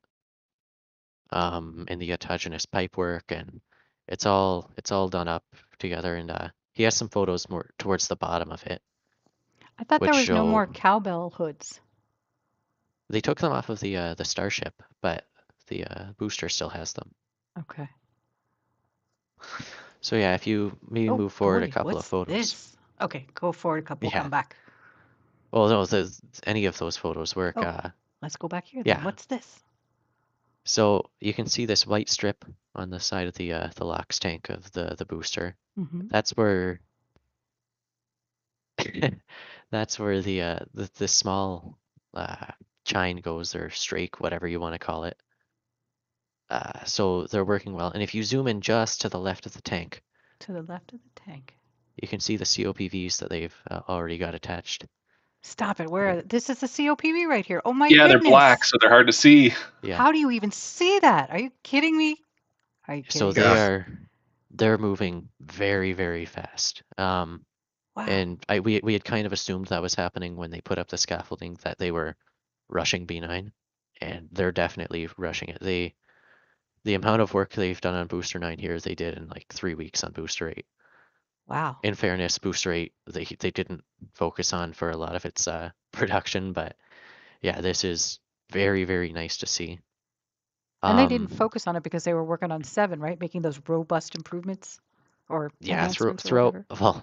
through all of 7's testing, they've been working on it so much with repairs and everything. They've never really had a time to sit down and only work on 8. But Craziness. we also have the photo of Booster 10 you showed. It might be a couple of photos to the right. I can't remember when it was. But they started stacking booster number 10. This one? And yeah, so the methane tank is 6 rings tall right now. And you can see Wow. just in the foreground to the right, you can see the next section waiting to be stacked. This little guy right here? Yeah, I mean, it's out with one, in with another. They sped up, but they're not slowing down. That's what's really impressive, because we've seen them surge before, but this is continuous surging. They're not stopping. I've got a good question for you, Jax. How far behind Booster 9 is Booster 10? As far as like weeks, you don't need to be exact. It's I'd say probably a couple of months, because they're still producing like the tank barrels and things like that. But at the stage that like Booster 9 was at this point that Booster 10 is, it would be still a couple of months. Yeah, off the top of my head, I could check the numbers, but that'd take a little while. I mean, it used to be like 8 months. How many years? How many? It's like almost a year. It feels like that since Booster 7 was started. Anyways, Booster 7 is like, I think that people always say Booster 4 is like old, and that's absolutely correct. But like Booster 7's old now too. Booster 7, the first part was spotted in November 2021. It's nearly a year ago. It's not new. But they're starting to pick up the speed, which is really nice to see with Elon's production goal. Like, they want this to be all about production. You build basically very similar parts. You can change them up as much as you need to, or parts of your process as you need to, but you need to get that process down and standardized for the most part. And we're starting to see some of that. Yeah. Yay for manufacturing. Standardization of parts at the production site is something that they're doing, and we're seeing it more and more. It's tough because it's harder for us to differentiate some parts, but it's cool that they're getting more things similar. Couple questions. The scaffolding here, is this to put in those stands into Mega Bay, perchance? That's to work on Booster 9. So it's just for the booster. Yeah, it's a whole circle going around most of the booster. Yeah, if you zoom into that the scaffolding above the booster there, you can see how it rotates around right there. Yeah, perfect. And I think the flyover photos from a few weeks ago showed that it's just a big ring of scaffolding in the corner of the bay. Wow. It's pretty crazy. And they've even put it around Booster 10. They did something. They started to do something like this with Booster One, and we thought, oh, this is gonna be great. They're gonna stack them in such a way, and that never really panned out. But now it's like it's come back a bit, and it's back in style. Yeah. It's back in style. Yeah, they have it. They have this philosophy that there's an idea that is good. They will come back to it. So some of the ideas that we'll see, for instance, like header tanks. We saw the header tanks of starships, like Mark One. They had both of them in the nose cone at the very top, Mm-hmm. and then they changed it up. They brought it down to the methane tank, methane header tank being inside the methane tank, basically, or at the common dome, and then they brought it back and put it into the top of the nose cone again, just like Mark One, and that was with what was it, SN-22, I want to say. What Jax? What was the one that they did that with? 24. 24. Wow. Yeah. I'm way off. No, 22 is good. You aren't way off. Question: payload bay for 28? That one is the older Pathfinder. Oh, so it's an old Yeah. one. And then Yeah. this dome down here? I don't think we know what any of those domes are exactly for. One of them was labeled serial number 28 forward, Mm-hmm. but with the way Edom failed, I'm not 100% confident that she's for ship 28 anymore. So Sergeant Snipey asked, do you think they'll build a parking garage? I'll say I always watch the parking lots to see how many people are working there, and right now they are over capacity. They are really pumping it out there. I don't know that they'll ever build a parking garage, and if they did, it might sink into the earth. I think they will. That's their MO. And then they use the whole parking garage for solar power. That's what they did in Hawthorne. Oh, the first Really? parking garage they need is for actual people. Their parking situation down there is horrendous. Well, that's why I think There the was garage is for it. SpaceX insider rumors. Oh, this would be back at, I don't know, SN8, around then or maybe after then, that they wanted to do a parking garage. But I don't know if it ever had any more than just the idea being passed around. I mean, it makes sense. Yeah, they definitely need more storage, but I'm not sure how that would play out. So One of their solutions so far has just been using a lot more of the busing of the employees. So you see the shuttles all the time. That's part of their solution to that parking problem. And part of the PEA mitigation. Question for Jax. When was the last time he saw a ship header assembly for S-24, and has ship 26 forward header been seen? I think that's coming off of the question of the ship 26 aft from that Chief cut last night. But to my knowledge, the header tanks haven't changed. We saw a LOX header get carried around. It's going to be for like ship 31 or ship 32 or something. It's hard to say. But that hadn't changed design. I mean, like to a degree. They always revise stuff, but the general design was the same. And for the methane header, I believe the methane header that we had spotted a few months ago, like the whole, oh look, it's hanging underneath of the LOX header, that was ship 28's to my knowledge. So I haven't seen any indication that the general design of the header tanks have changed. Oh, and did I hear you, I think it was yesterday maybe, that we've got parts for up to like ship 32 or 34 laying around? Yeah, 31, 32, 30 something. We're in there now. We're well into the 30s. It's pretty crazy. Wow. I remember when we were looking at SN4 and 5 and 6, and we were taking guesses when the first orbital one was going to come in, and we're like, oh, probably around ship 20, 24, somewhere in there. Yeah. No, it's impressive how quick they're working. I got a quick question on the header tanks.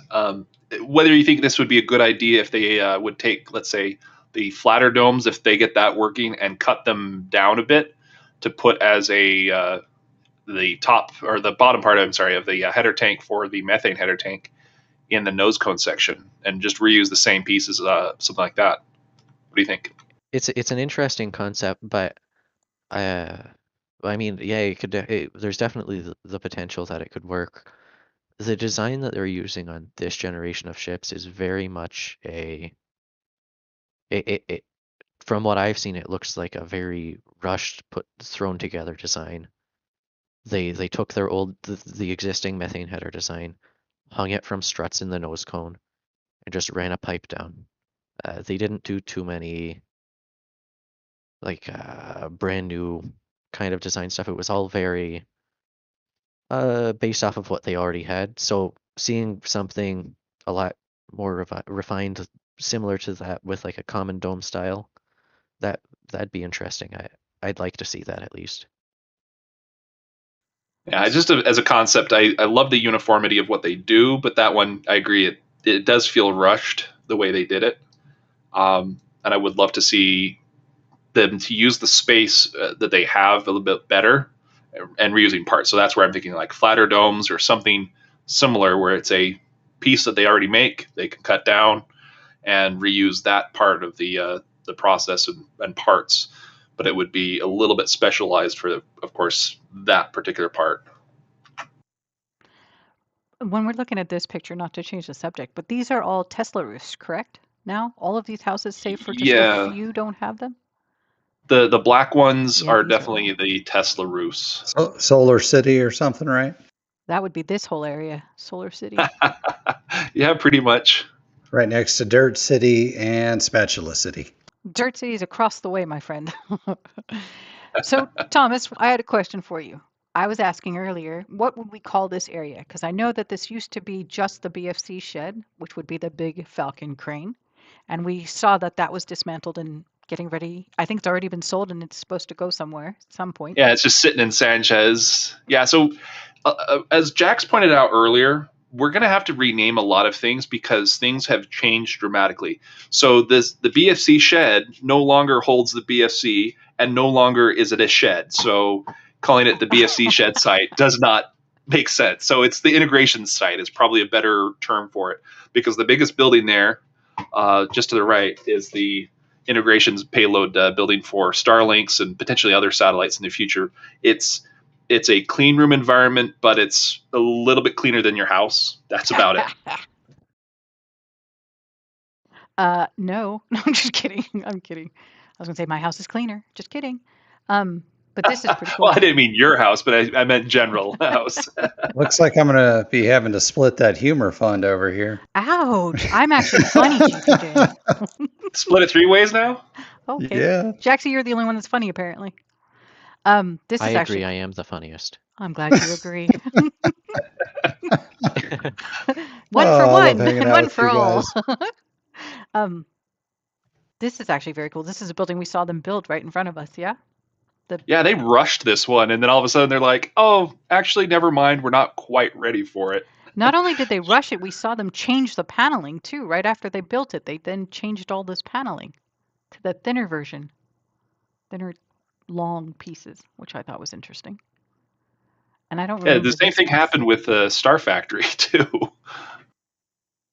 Can never make their minds up on the paneling. It was interesting though. It's like they realized something along. Well, I guess that's SpaceX way. They realize it halfway through and change it. They're not afraid to change it. Look. Yeah, but they are making improvements in the area. So just north of here, actually, this would be to the west because north is to the right, technically. You can see they've got concrete just poured recently. So if you just look above, no, not that far up, just above the BFC shed, just above it, there's concrete and rebar in that section right in there. So you can see that they've got some cones off to the left along, what is that, LBJ?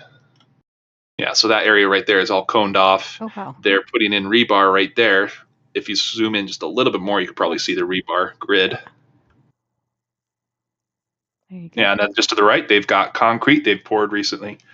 So they are making moves to make sure they've got their Starlings coming in and the environment's a little bit cleaner for the trucks coming in and out. Because the last thing you want is semi-truck or trailer or whatever it is holding Starlinks and get stuck in the mud.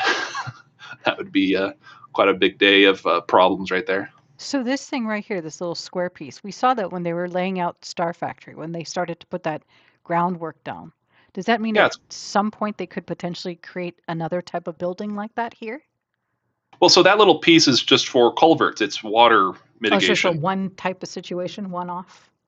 So you see them put the culverts here. I think there might be some culverts up next to the integrations building as well. Mm-hmm. So they're putting it wherever they can to just remove water from the area because you don't want your roads to flood and things like that. So I think there's just one off to the right on that little dirt road next to the shipping containers. To the right. Oh no, to the very far right. You just missed it. Did I? I went the wrong way. That's why. Yeah, the other right. So yeah, up at the top there's that little box that's in the dirt. That's going to be another culvert. So they do want to get that area. Thing? Yeah, that's the one. Ah. Yeah, it's right next to the weather station. So that's an FAA required weather station. They have monitoring of the local Boca Chica weather at all times, and they're getting a nice big data set built to understand how the weather system around here works. I thought the weather station was the white bulbs at Sanchez. Those white circular bulbs that are all lined up in a row at Sanchez. I thought that was at Sanchez. No, those are microwave antennas for Starlink uplinks, I think. Well, the white bulbs at the tracking stations would be Starlink, yes. But Sanchez, these used to be at Sanchez, and it got moved here, probably a year ago.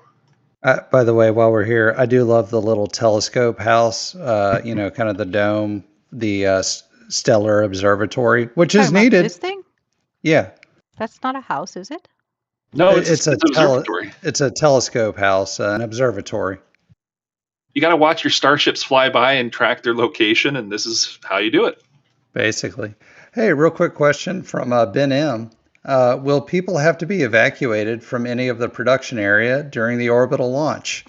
Yes, absolutely. Yes. I don't think all people. I think they may leave some there. The first test flight, everybody's being pulled out. Nobody's going to be there. I don't know, Thomas. They did a road closure and they separated Booster from Starship, and then they had people crawling in between the two that got up there through a man lift, and you should have heard Jaxie and Rohan that day. Yeah, that's a really unusual situation.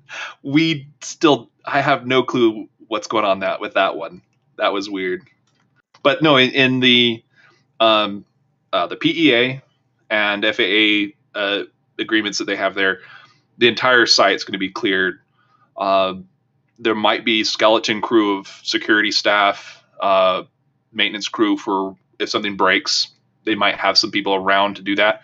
But most of those people will still already be over at, let's say, Masseys or the Astra area over there, just across from Macy's.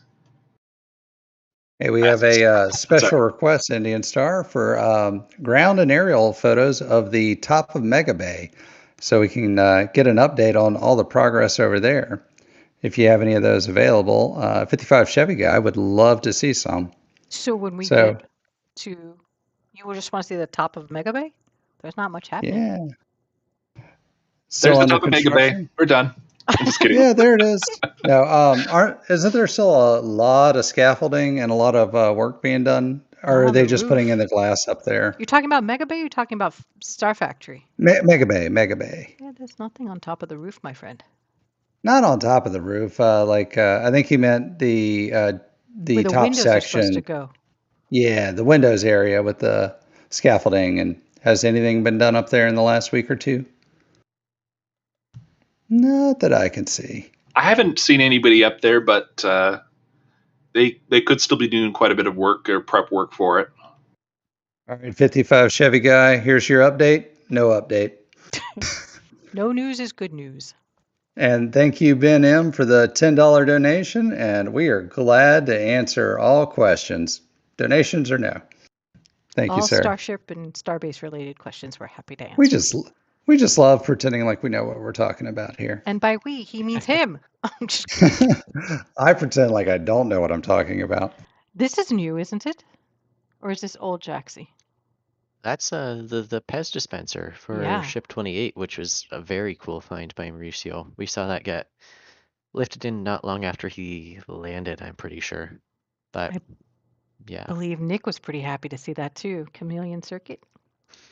Yeah, I mean, it's the same design as the last one we saw, which is the larger style. So it's pretty slick. It's So, are we seeing kind of an iterative change in the design of the Pez dispenser from what you're catching? yeah, on Ship 27 they made it a lot larger, beefier. And this seems to be that same newer style. Because I don't know if many people realize that on Ship 24 and 25 it was a subscale version. It didn't fill the whole payload bay. It was just very small. So they could only hold a limited number of satellites, but these are designed for throwing a load of satellites into orbit. Hmm. I'm So excited that's one to of see the them use it. biggest things that SpaceX is looking to go for is making sure that Starship is Starlink ready to deploy as many as it can in as few flights as possible. I wonder about like Ship 26. It doesn't have any Pez dispenser.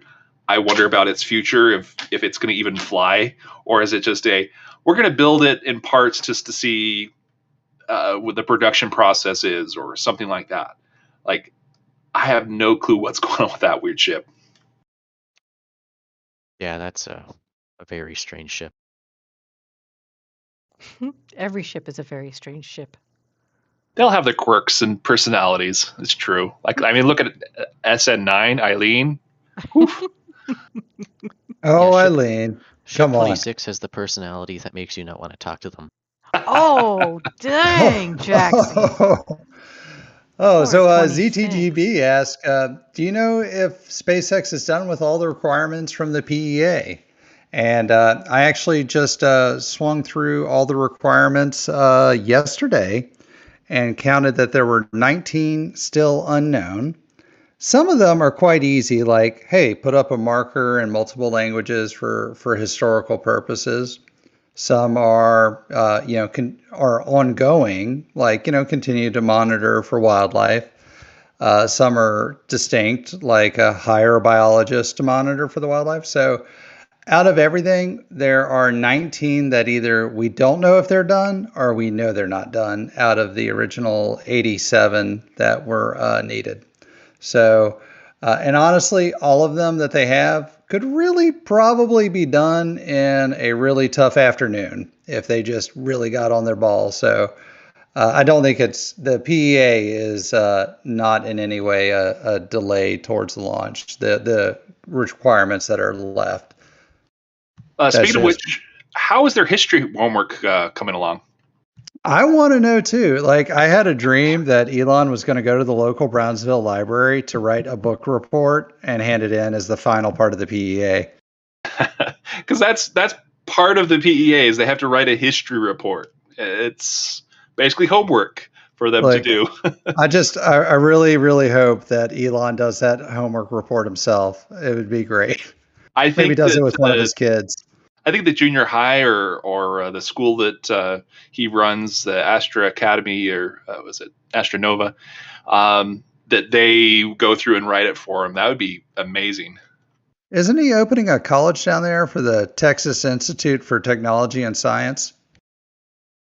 I haven't heard that one. I actually heard something like that as well. I don't know if it's Oh, real or nice. true, but yeah, I heard something along those lines. Just do Jaxie, the acronym, Thomas.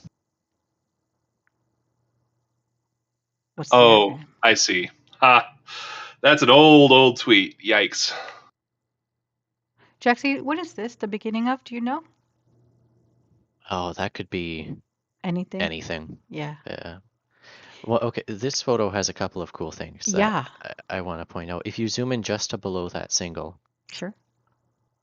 there is, well, you see parts of a booster QD. You can see the panels just below it. If you go up a little bit more, Here. yeah, they're sitting on the ground there. That one in the middle is not a booster side one. What do you mean? That is the male side of a QD. Oh, wow. Look at you So and I your don't keen know eye. Wow. why they have that, but they're maybe building a new male end QD. It's very, very odd, but the one on the left looks like it's the booster side one, like the QD plate that we normally see. But yeah, just kind of something to note. I thought that was interesting. So the male end of a QD means this is the piece that goes into it from whether it's the stand or the actual QD, correct? It's the actual, not face hugger piece, but the actual big silver piece with the panels and the whole 9 yards that go into either booster or ship, correct? Yeah, it seems to be the case. Yeah, that the shape at least matches up with that side of the QD. Yeah, Interesting. And then what would these be? I had not the slightest clue. I can tell you to the right, there's some header tank downcomers. These things right here. Yeah. Wow. Well, one of those pieces looks familiar. It looks like part of a engine bell section where they attach the engine bell directly to the skirt. That's the top left piece of the 6, I think. This one? It kind of looks like that. Oh, maybe. Because of the roundness. It's just this. It's the roundness and the size of it that would probably indicate that, if it's going to be anything. I love looking at like these piles of random stuff because you see all like these random like these really early on pieces where you're like, oh, that's what that is. This is probably the most fun I have looking at the flyovers. These little piles. Jaxie, I hope to grow up and be just like you because all I see is a rabbit right here. Wow. I see it I see too. it jumping now. Yeah, that's amazing. And what is this? So- Anything that we need to think some about? type of thing. I agree. It is It's a some type pipe It's a stand, stove. It's a stovepipe. but it looks like a pipe stand, and then it doesn't have a top, and then there's this other stuff with it that just doesn't make any sense. I think it's just Oh, man. throwing parts in an area to throw parts in an area because they're moving stuff out of tents 1 and 2. I think that's what we're seeing. Ah, that makes a lot of sense. And I remember back in our old days of just putting pieces and parts together, trying to figure out what everything was. Jax, probably a good question for you.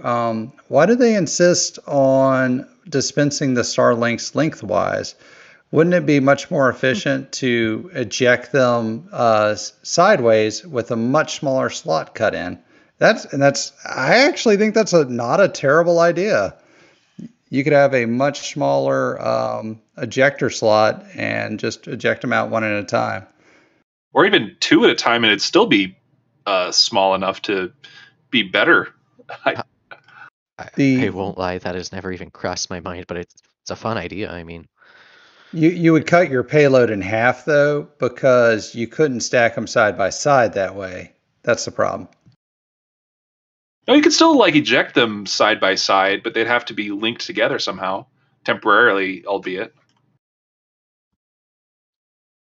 I like your idea. It's good. Oh, wait, I got it. You keep them side by side, but then as they drop down, you drop one down, spin it 90 degrees, and then shoot it out on the short edge. I mean, it sounds complicated, but not impossible. Send money now to the humor fund. No, that wasn't a joke. I was being very serious. All the more reason to send money. Just kidding, sorry. Looks like we actually do have a special visitor, Grandpa Joe, if you want to look at the donations here. I see John Doker with $5. I got Victoria here listening in with me. She just wants to say hi to everybody. Hi, Victoria. Hi, Victoria. You're not even going to fake the voice? Wait, what voice? I don't know. Who's Victoria? Yeah, I was kind of wondering who's Victoria, but you know what? Doesn't matter. Okay. Thanks Victoria. for watching, Victoria. We appreciate it. Are you talking about Vicky? Our Vicky? Agent V? No. Okay. We'll just keep going. Do you know what this is? No. Just, Get us another angle. We might be able to figure it out. sure. As soon as I find it, I'll give it to you. I have You a said there were- feeling Sorry. I hope it's not just garbage, because that'd be like a sad thing to investigate. Be right up my alley if you ask me. Tell me, you said there were a couple of things you wanted to point out in this image. You pointed this out. Was there more? Well, there were the header downcomer. Oh, there's another booster QT off to the right. Just beside that little building. If you Just go, if you see where, aha. yeah, that looks like the booster side because it's perfectly square. Yeah, that's pretty Nice. cool. What part of that is square? I see a rectangle. I know a rectangle Sorry, is a square. yeah, rectangle. Okay. By I the thought way, it was. mystery solved. Victoria is John's daughter. Oh, hello, lovely Hey. Victoria. I remember now, because John told us she was so excited about all the stuff that he was telling her about and what she was watching, and asked, I think, Zach to say something nice to her, and he did. I remember now. So just off to the left here, Oh, we have a portion of the booster downcomer. people for size. Now, if our count is holding up, this will be for booster 13. Stop it. 13? Is that Yeah, an unlucky or lucky 13? that's what I've been Lucky. saying. I'm like, should I be scared of this one? Like, Maybe they'll whoa skip there. it. Yeah, this one's gonna go into the rocket garden. They seem to skip like every other one these days. It's crazy. They seem to skip the odd ones too. I don't know if you noticed. Yeah. Well, it seems like they're going to hold on to booster. Or they skipped booster 4. They skipped booster 5. But they didn't skip them. They made them. They came to fruition. True. Yeah. So, looking at that downcomer there, we were talking earlier about how old Booster 7 is. We spotted that downcomer on October 25th, 2021. So Booster 7 is coming up on 1 year old. Wow. I know, right? That's like almost ancient in Starship terms. I mean, Hoppy is the only one to outlast them all, and it's permanently on display over at the All launch hail site. Hoppy. But yeah, we can see the other structure right there to the left of um, the shipping container, which would be an older design for the Pez dispenser. Is that right, Jax? Yeah, that's the smaller version I had been mentioning. Unfinished, of course. That's I think everybody can see that that's not a finished piece. Oh dear. Could be I'm just for SLS though, potentially for the letting the people in part. no. No? No, my theory got killed quite a bit. Because Oh. it's the same kind of shape and size, but it's for a completely different function. I know, Yeah, but remember the Hawthorne pictures we saw? It's Yeah, very similar to that. it would work, but you'd have to retrofit it, make new parts. You could do it, but I mean, they're using an old booster to do a true. can crusher test. It's just going to take some time. They sit. Their parts sit around for a long time because sometimes there is something like you mentioned that they can do with it. Other times it's like it sits around forever, and then they realize, what is this doing here? I don't know. Can we just scrap it? Yeah, sure, because it's not going to do anything good for a long time. So they get rid of it. But those are interesting times. It's usually Quick Elon shout coming out. into town and cleaning house. Quick shout out to William Hart, new member, and $5 donation. First time live viewer, longtime fan, love the videos. Always look forward to them while drinking my beverage. Enjoy your beverage. Save some for us. What's this? Water tank, maybe? Odd place. Or could be their sewage. Oh, is there a restroom close by? Could be. That building to the left could have a restroom in it. Okay, fair enough. But I'm looking for another tank to help out with that. I don't see one. But you wouldn't want to use that as a water tank. Now I'm thinking about it because water tanks should be black. They prevent light from getting in and algae growth from occurring. But black absorbs light. How can it prevent light from getting in? Because it absorbs it, but it doesn't let it through. So White the algae on reflects. the inside would not be able to get any light at all. It's absorbed. But the white ones can let light through. Okay, if you say. What is this? Anything? It's an antenna. Is it? Interesting. But yeah, this area seems to be kind of, I don't know, where everything's, all the parts are getting staged. And this used to happen all in the dome yard, which kind of further suggests that it's not going to be too domey anymore. I mean, I for one was glad they finally moved all those domes out. How did you feel about that, Jax? Well, they'd been sitting there for look at that. You can see the discoloration on the concrete where all It's everybody been so long. It hasn't been bleached out by the sun. You're talking about this darkness. Well, that's where everybody walks, but you can see there's just the patch where the domes were that that hasn't been really touched much. Oh wow! Like the what are those domes? I'm trying to think of the size of what they are. I can't remember now. I think they're the tank heads. Yeah, they're the tank heads. To the left, you can see the small little circle. There's a ring and there's like a person standing there in a box or something, and you can see a little circle there to the left of that. That is hilarious. A ring, a circle, a person, and Yeah, a just on the box. left side, it's the windbreak is pointing right to it. Okay. There's a This white thing right van. here? Right? Yeah. Zoom Oh. in there. Sure. You can see all the little patterns that Jax is pointing out. There's a circle right there just to the Oh left. wow. That's where the dust did not settle because it sat there for so long for those tank heads. Yeah, like those had not moved in a fair while. Well, they can finally clean up the area a bit after they remove a couple more objects, and This can't be good. So do y'all think they're going to knock down Low Bay? They said they are eventually going to get rid of Iron Hinge. Wait, who said that? They did. SpaceX. Where'd you hear that? Isn't that what we've been saying for a while? We knew Iron Hinge was going to go away. Ironhead? I think it's speculation. Yeah, that it's they been would. some speculation. Yeah. Well, you all say it with such authority. I believe you. Well, I mean, it just makes sense. Of course they're going to do it, but no, I just don't think that SpaceX has said they're going to do it. The windbreak is a strange, but I don't know why they would get rid of it. Yeah, I mean they use it sometimes. For storage, perhaps? I guess if it's not getting in the way, it's fine. They put some stuff in it, yeah.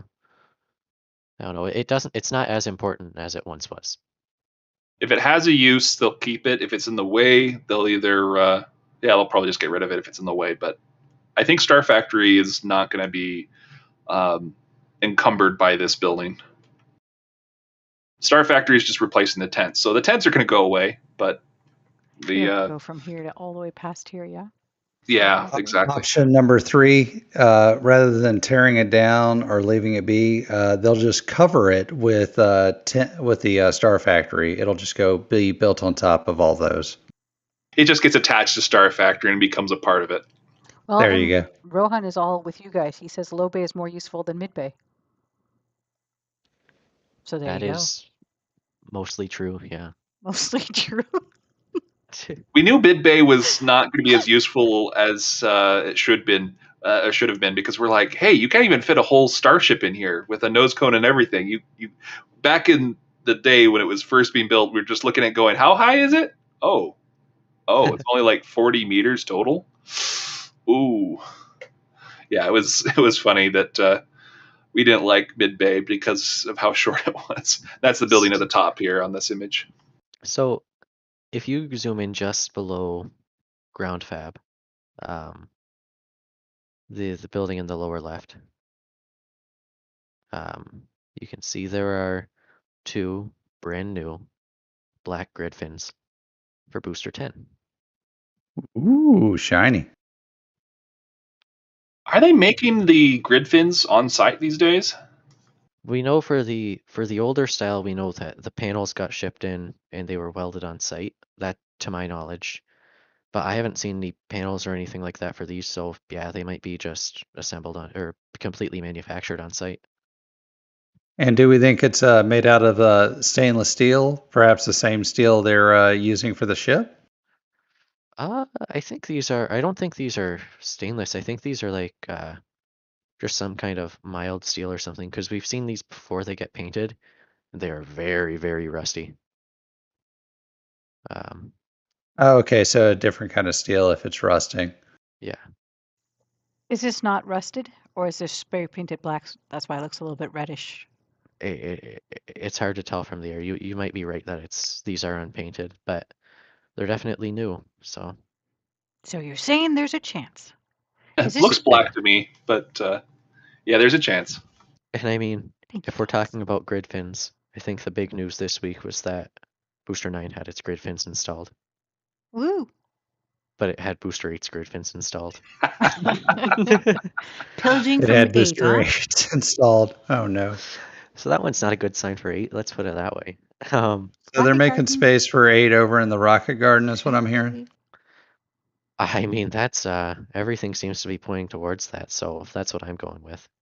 And Do you the want to confirm or deny the rumor that these 2 grid fins are going to be installed on ship 26? Have you heard? Oh wow, that reminds me. If I was playing Kerbal Space Program the other day, and I did put grid fins on the ship. It might kind of work. Sorry, Indian Star. I think I interrupted you there. No, Go no, ahead. please carry on. I was just gonna ask, is this a bunch of cable right here? What is this?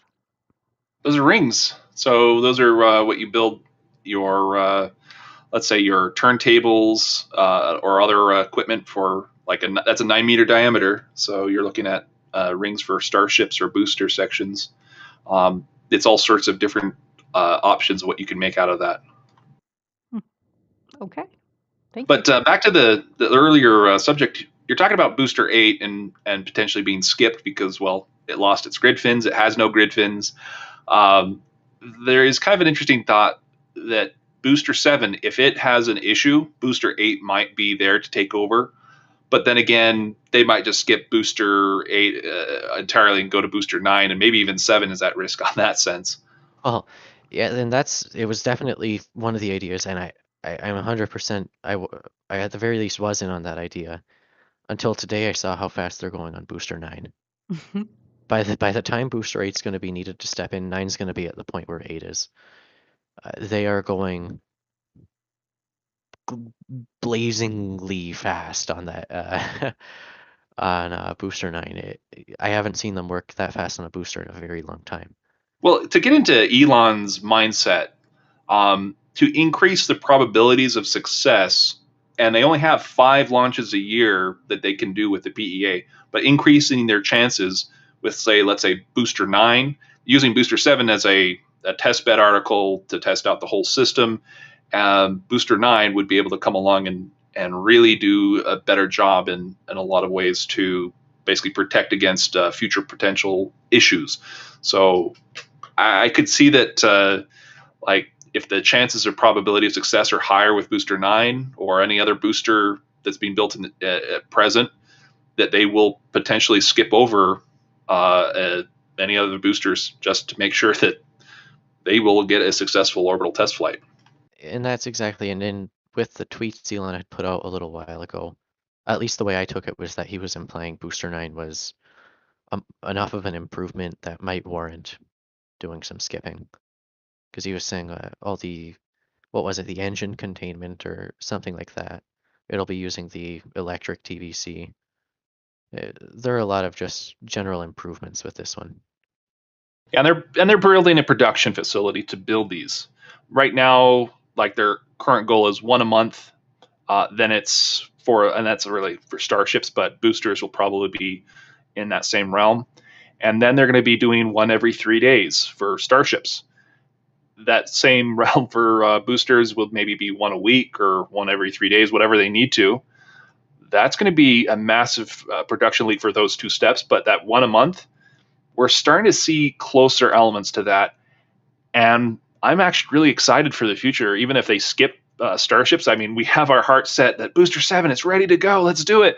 Well, maybe Booster 9 or 10 or whatever it might be will be the booster to do the orbital test flight because it's going to have a higher chance of success. So I'm not going to have my heart set on each of the boosters potentially flying. I just want to see one as soon as possible and be as successful as possible. One booster to rule them all. Yeah. So I think the boosters, they're going to eventually lock in on a block, like block 5 for the Falcon, When it comes to the starships, though, I think they're going to continue creating a whole family of different starships. You're going to have human launch vehicles, human landing systems. You're going to have refueling vessels. You're going to have Starlink specialized ships. And then you're going to have clamshell ships. There's going to be a whole family that they're going to have to, keep unlocking the mold and making new designs and, fixing the problems with each of those designs. They each have their own little challenges. Yeah.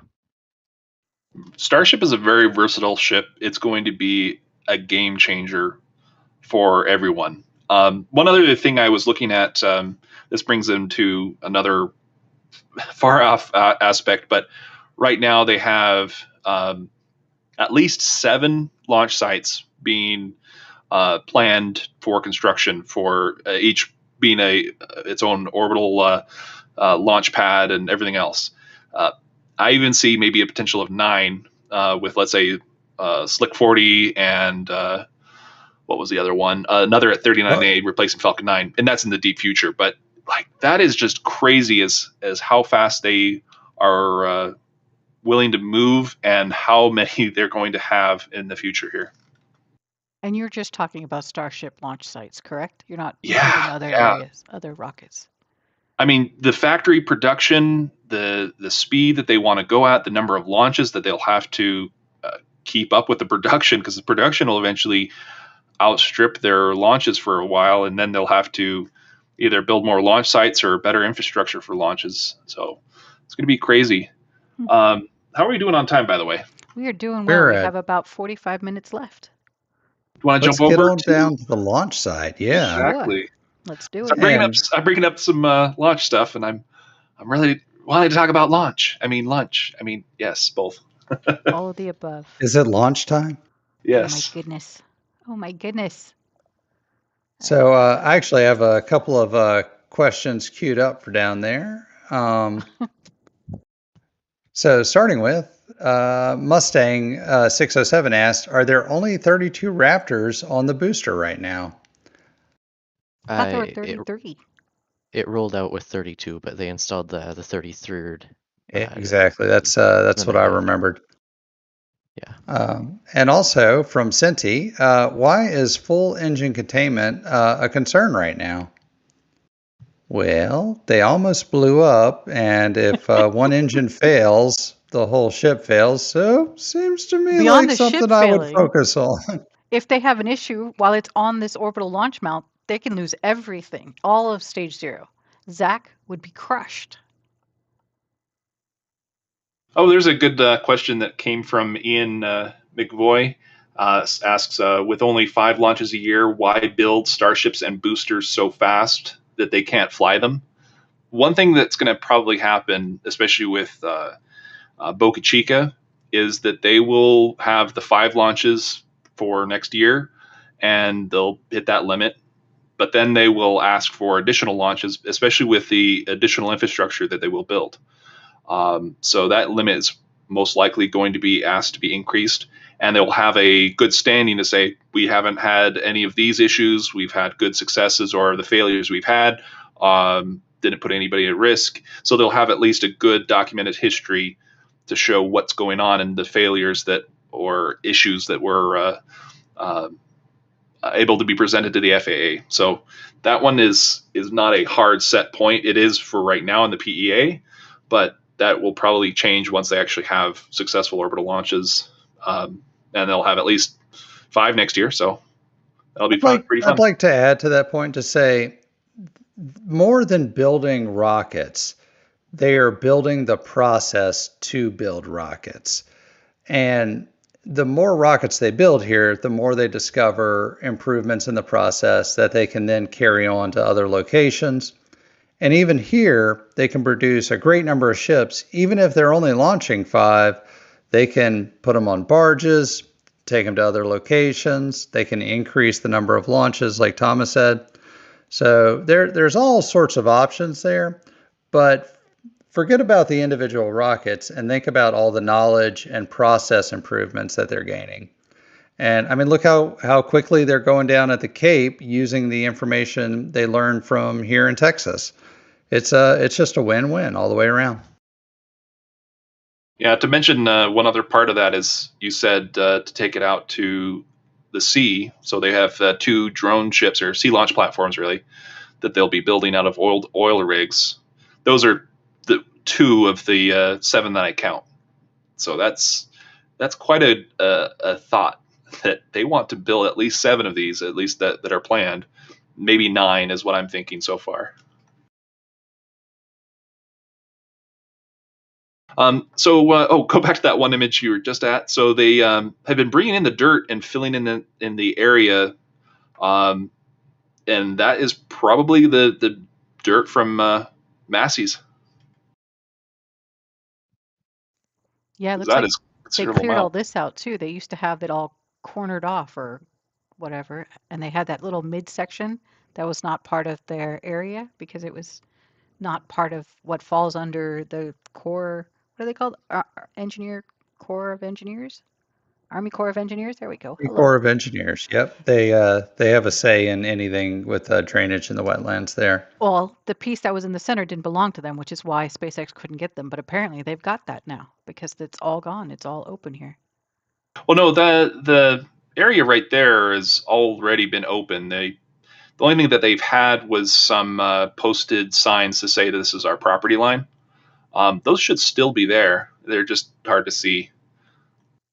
Okay, but I remember there So, being something slightly different. No, no. question from Rocket Man. While we're on this image, when are they going to install the tower shielding? And I won't take no for an answer. Hi, Rocket Man. By the way, Indian Star, I do have that the tweet, or at least the picture I tweeted. You can download and pull up here in just a bit. We can Sure. actually talk about some more of this stuff. Sure, you want to answer the question, and I will get your tweet. Oh, and I'm sorry, I read that wrong. Not the tower, but the orbital launch mount. So when is all the shielding going on? My guess is after they're done building it. Well, we have some ground photos of the OLM that kind of tie into that. Oh, you think you might have spotted a little piecey piece?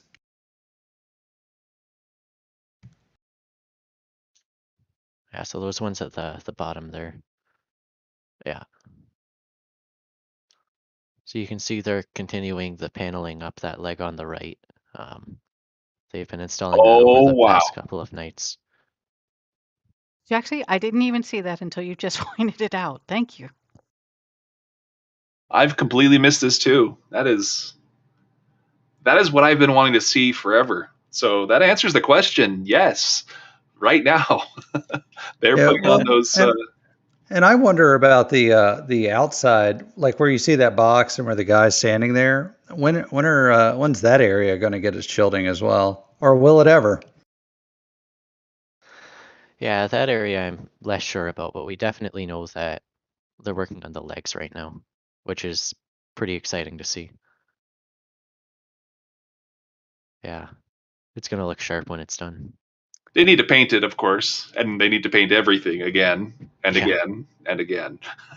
But shout out to Pumpkin for the €10 donation. Thank you for supporting RGV. And if anybody else wants to support RGV, please consider becoming a subscriber, a Patreon, etc. You know, it helps keep Mauricio flying.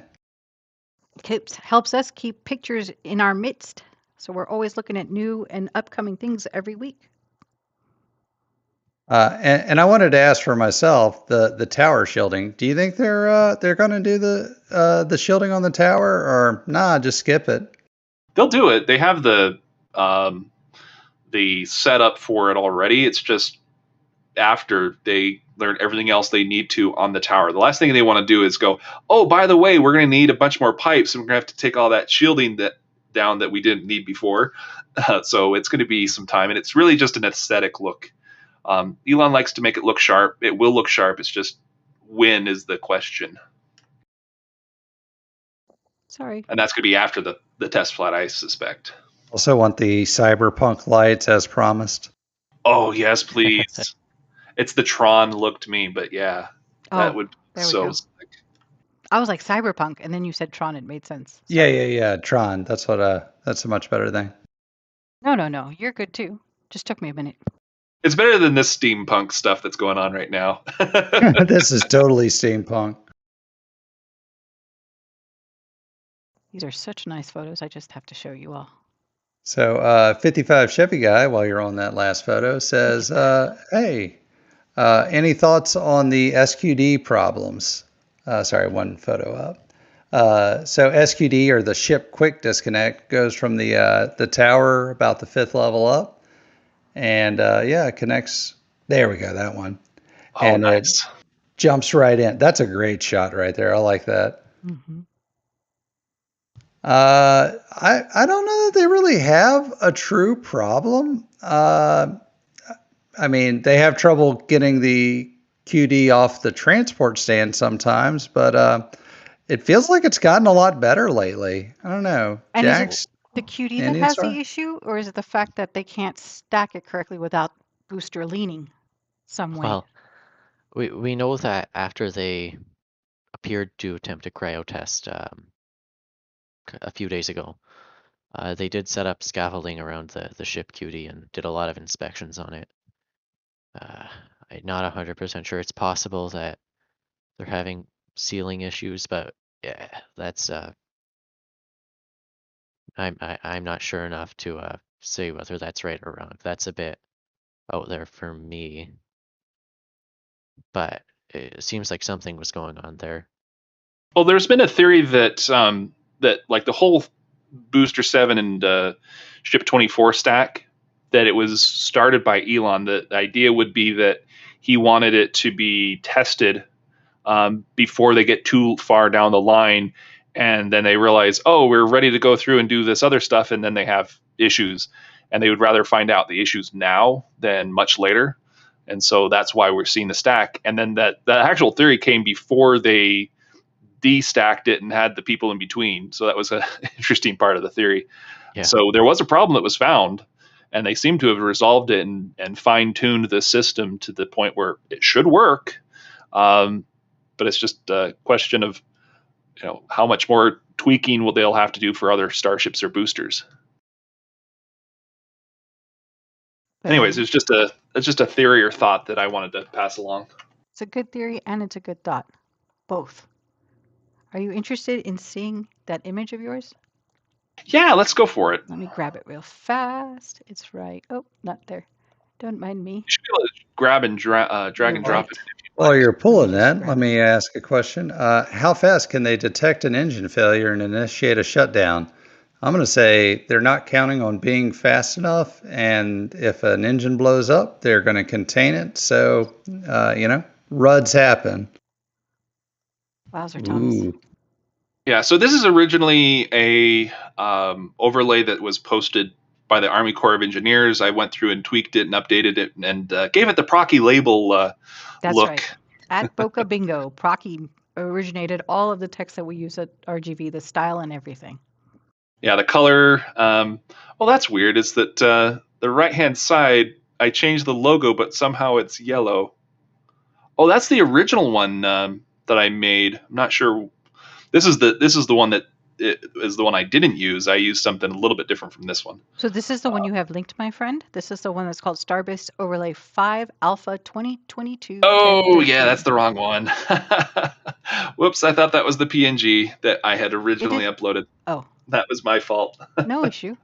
If you want, we can pull up the other one, but we can still get some good detail off of this if you like. Yeah, it gets it good enough. I made it much better, and I was so happy with it when I was done. But anyways, this is really good. Yeah, so the final one, it had the lines a bit better, and everything was a SVG format. So everything is in the PDF was the lines there. I just had to go through and regroup everything, but it was so much fun to work with. So the one thing that doesn't exist, or probably won't exist in this map in the future, is that air separation unit. So that was something that they said in the PEA that it's no longer something that they're considering, or at least they retracted that proposal. It could come back in some form or another, but for now, I think that one's that one's kind of dead. But the rest of it is actually fairly accurate. There's a lot of things that have occurred that were not in existence before. So a lot of the lines that where it's green and whatnot. Let's get back to that image again. Sorry. Sorry, I was trying to pull up the higher resolution one. Oh, thank you. So those green lines right there, those are at least the bright green ones are close to what the current view or where it used to be. There's other lines that run. You have to get to the higher resolution version. I can do that real fast. 2 seconds. Don't be count. Oh, and a quick shout out to 55 Chevy Guy Steve, $20 donation. Excellent show today. Thanks. Hooray. Thank you, Steve. Steve, and you're the $10. best. I know, Steve is the best. And $10 from Rocket Profit for legwork. All right, there you go, Thomas. High resolution for you. So much better, thank you. Enhanced. So if you go to the suborbital farm, or actually even just behind the integration tower, zoom into that dirt area. Any of these areas, really, it's impressive is how close to that line that they are with the silt fence. That basically prevents them from going any further. But yeah, so it's just that weird jaggedy kind of gray-blue line that's pretty thick. There's a green one right next to it. That is the line that basically says, you shall not go any further than this. It says, there. You shall not pass? Pretty much. And they stuck right to it. And it's just impressive to see how accurate that is. It follows that contour almost precisely. So they're not allowed to go any further than that. So they've gone through and surveyed this out, put a dot in each one of these.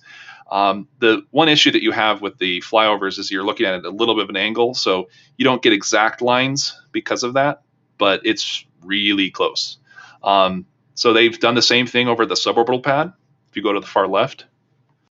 And this has a bunch of the elevations and like how the radius of the road is and things like that. So how wide lanes are. That's what you see with some of those other small numbers. But yeah, those green lines where they've put dirt down, those are exactly in line with the Army Corps of Engineers map. This was built or originally done. On the far left, it says 11/24/2020. It does. I thought it was done in 2014 originally, wasn't it? Oh, this particular one, it was made in 2020. That pink line, I think that's a 2014 line. It's in the key at the top. Okay. But and Mauricio, I just want to say, for everyone who doubts the Corps of Engineers drawings, they really, I think you're right, Thomas. They've kept true to this design, and they're kind of seem to be sticking with it, except for the horizontal tanks. It's a 2020 EIS boundary. The 2014 was the red with a dash, and they're intermixed. So some of them are the same, some of them are different. But this would be your red dashed over here. Red dash and the pink together. But you can see there's a separate area. So it used to be bigger, the red dash. Go up to the top left a little bit there. Mm-hmm. You can see there's actually another area that they could start putting dirt around those little ponds. There's a couple of spots right in there that they could fill in, just that little spot, and then just above it a little bit too as well. Where's Troll Island in this? On this side, right? Oh, it's to the right, yeah. Okay. Oops, I got the shadow of the crane in there. Didn't think I had that. Yeah. That's the shadow. That's funny. Because it looks like it's going into quicksand. There's my little island. I did not realize I had I'd done that. Oops, little mistake. Nobody knows. It's actually two images overlaid on top of each other to make the original map. But yeah, there's Troll Island at the top. Is that why there's... this is the actual crane and this is the shadow? Yeah, but it's two separate images, and yeah. It's funny, I wouldn't have noticed until you said something. Yeah, well, I went through and tried to get as much of the detail as I could, and made a little boo-boo there. No, you did a fantastic job. Fantastic. And you did it in no time. That was it took me like 2 days, though. I spent way too much time on this. And most of it was already done. It was just a lot of fun to work on it. And Procky, he does the labels, but I wanted to have some fun for once. Luckily, Procky will probably forgive you just this time. He just looked at that and said, wow, I should have done that. That was a good thumbs up from Procky for me. This is actually But very cool. yeah, it's an interesting map. So they do have landing pad at the bottom. So all the stuff beyond the current area where they built is all speculative, but the landing pad is something they will need in the future, the deep future. So for instance, Mars vehicles will return and need to land somewhere. So this is a good place to land. You wouldn't have the two landing mechanisms. It wouldn't make sense unless it weighs very little, because otherwise you're just doubling up on your weight. So that would be an issue. But then The Mars vehicles already have landing legs. the question becomes, how do they move it? Because if the goal is, he was saying in his presentation, he being Elon, that they're going to do one every hour, launch every hour or whatever. How do you move it from here to over here in no time? SPMTs, and basically you walk behind it. It would probably be the equivalent that they can do one an hour, because that's the engineering goal, is to be able to do that. Whether they ever achieve that goal, it's up to logistics and financing. That's going to be the end result on that one, I think. Fair enough. Fair enough. But yeah, what's funny is that the orbital launch mount for the integration tower, those did not exist when the original map was created. So I had to change the labels on those, and there was other ones like Pad B. It was the same. It didn't exist when this was originally designed. Test stand or orbital launch pad B? Test stand B and the Pad A, orbital Pad A and test stand B did not exist. And there's actually one that's Pad C that is proposed. If you just look to the left just a little bit, you can see that box right there. That would be Pad C. So that's going to be a structural test stand for boosters or starships.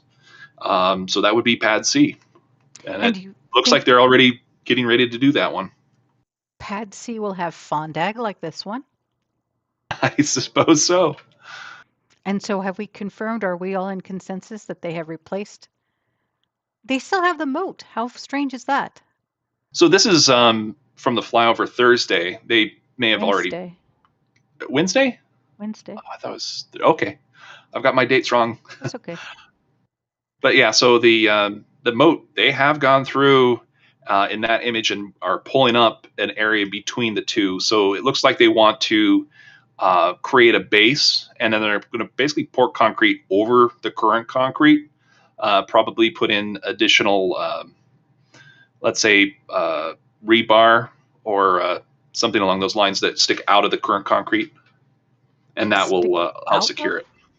Wow. Yeah, so the current middle concrete, so the stuff in the very center is brand new. They've cut that out and replaced it.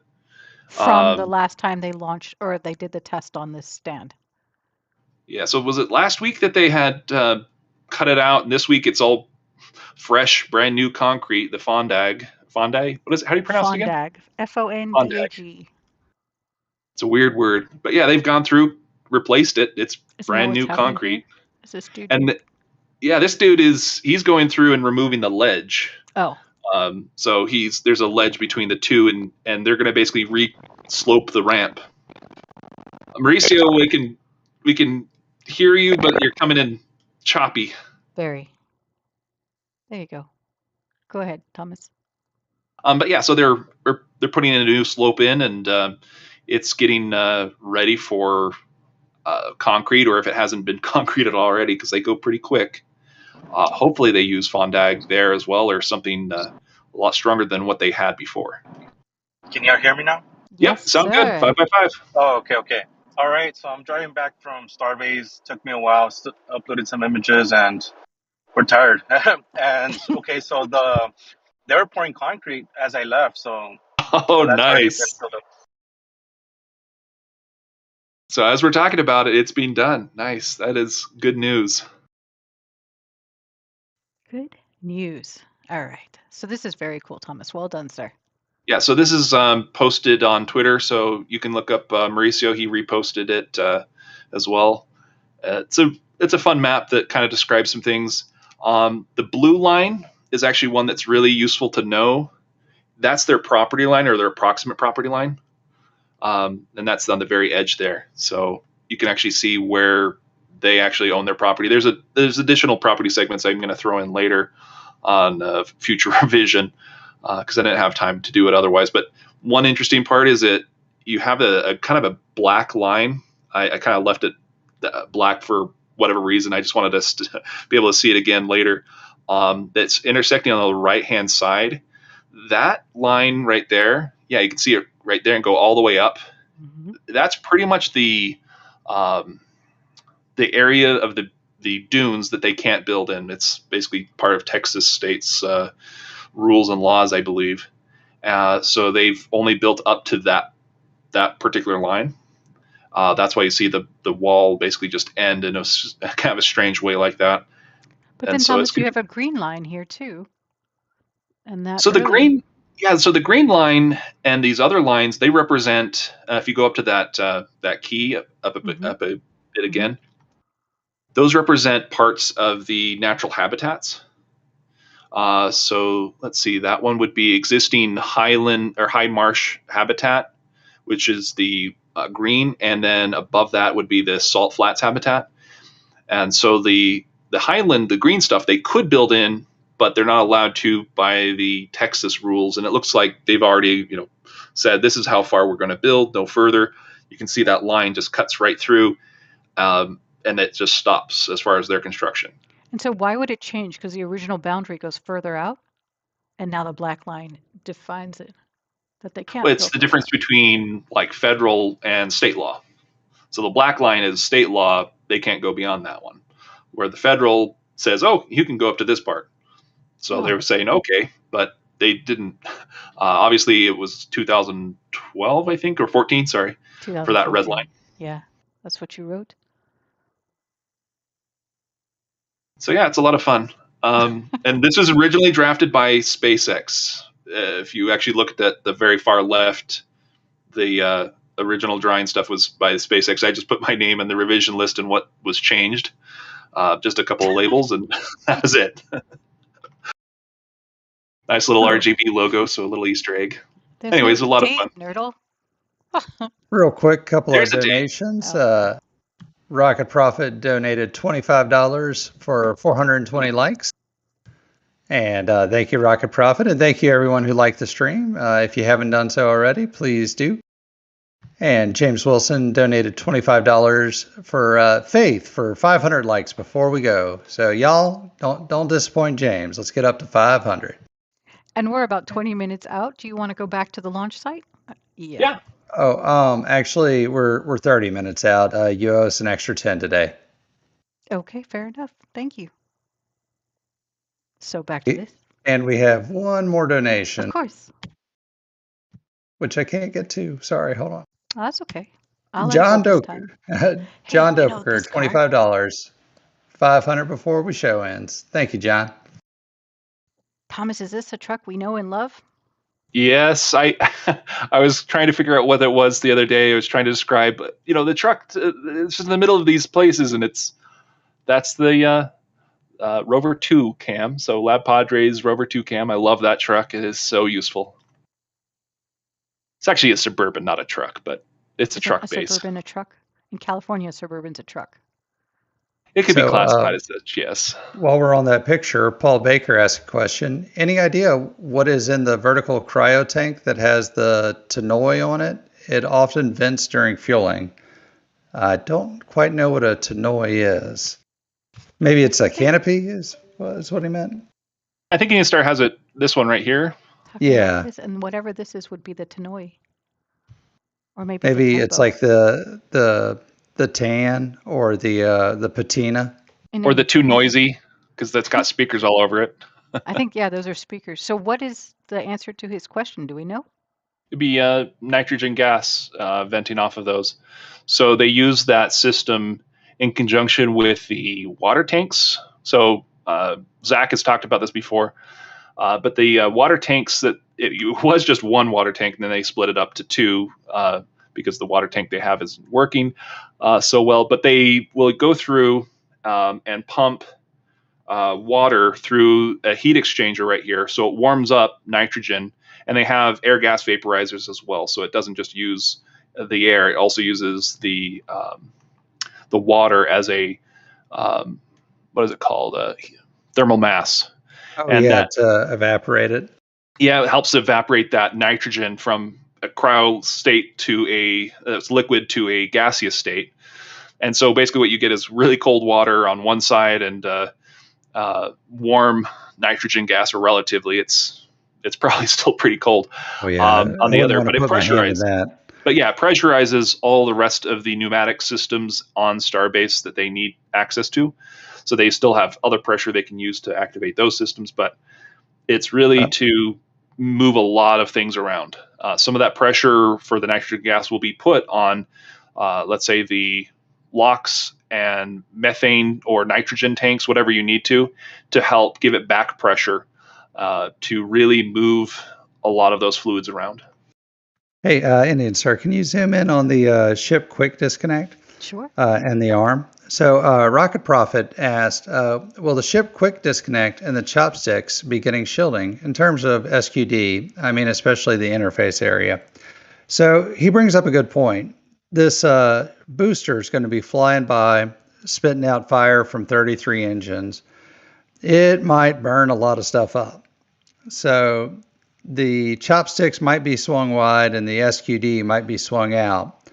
But boy, that's a lot of fire right there. Do you think they're going to cover that up and protect it, or let it burn? What do you guys think? I'm thinking about that one. It's at one level I'm thinking no, they're not going to cover it up. On the other, it's like they absolutely should cover it up. The reason you should is to protect those lines, but the reason you shouldn't is because it's going to add mass and additional weight when it lifts off. So if you get any rocket exhaust hitting that arm, even though it's going to be far to the left or to the right with the chopsticks, you will still have the issue that you're now putting a dynamic load on the integration tower that it's kind of built to be able to take some dynamic loads, but at the same time, you don't want to be putting it on the let's say the arm itself. More surface area at the top that you put on to, like, say, cover or protect things. More, it's basically like a sail or just a downward force that's able to be pushed on it. So it's they're going to need to put some sort of coverings on it eventually. The chopsticks, I don't really think that it needs any coverings. There have been illustrations by SpaceX that show coverings on it, but I think that's just the artist's interpretation of the chopsticks in a very simple. Here's a couple of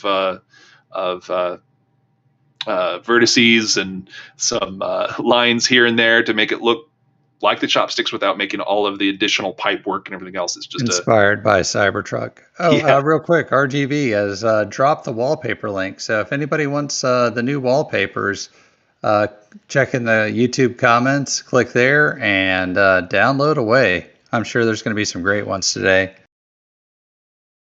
And real quick, I've been wanting to say, oh my God, look, a full stack of 24/7, and this might be the first one that goes to space. This could be it.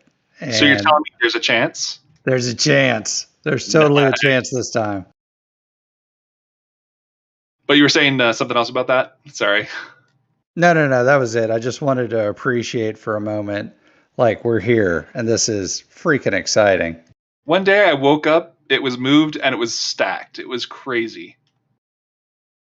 Like, they went so quickly on that whole process that they moved over the ship to stack it. I'm just like, what? It got moved and it got stacked, and I was not there for any of it. Yeah, I mean, I really think they might get this down to a 3 to 5 hour process to bring it all in, lift it up, stack it. I mean, it really seems possible to get one a day done at least. Well, if it's engineered to do at least one every hour, yeah. Like 3 hours is easy compared to the engineering side, which is going to be the hard part. Yeah, front load all that effort and just have an easy time on the back end.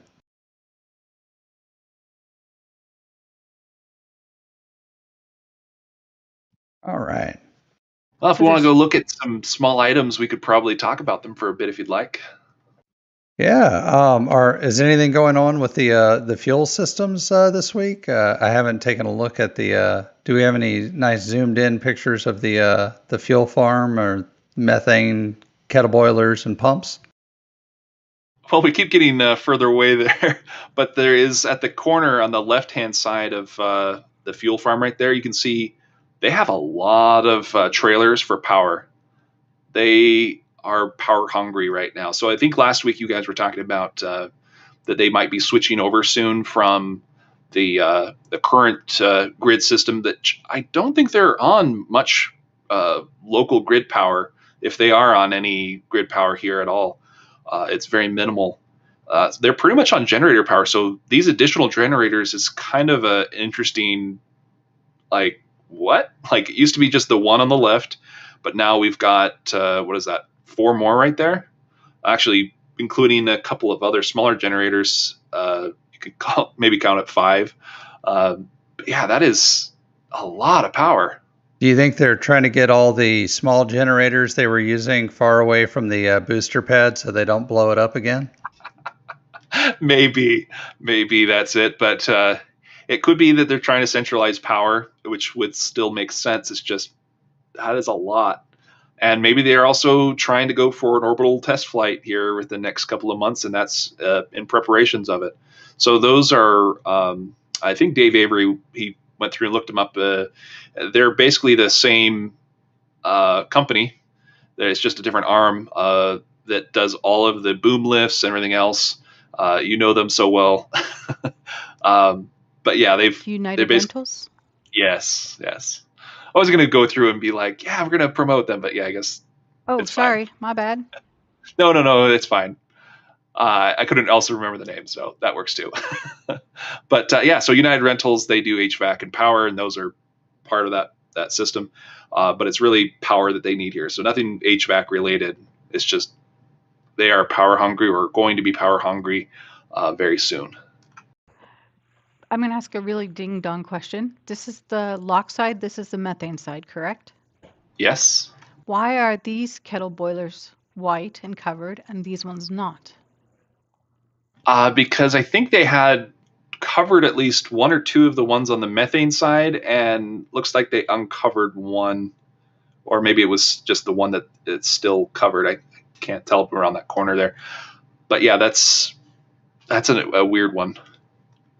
They should be covering those as well because it helps with the process. Otherwise, let's say your kettle boilers are sitting in the sun, they warm up the nitrogen as it goes through, or even the methane a little bit, and so you're losing a bit of the efficiency of what you're trying to do. So you're trying to bring the temperatures down for your methane in the system. That's what the kettle boilers are for. That's what those are on the left and the right.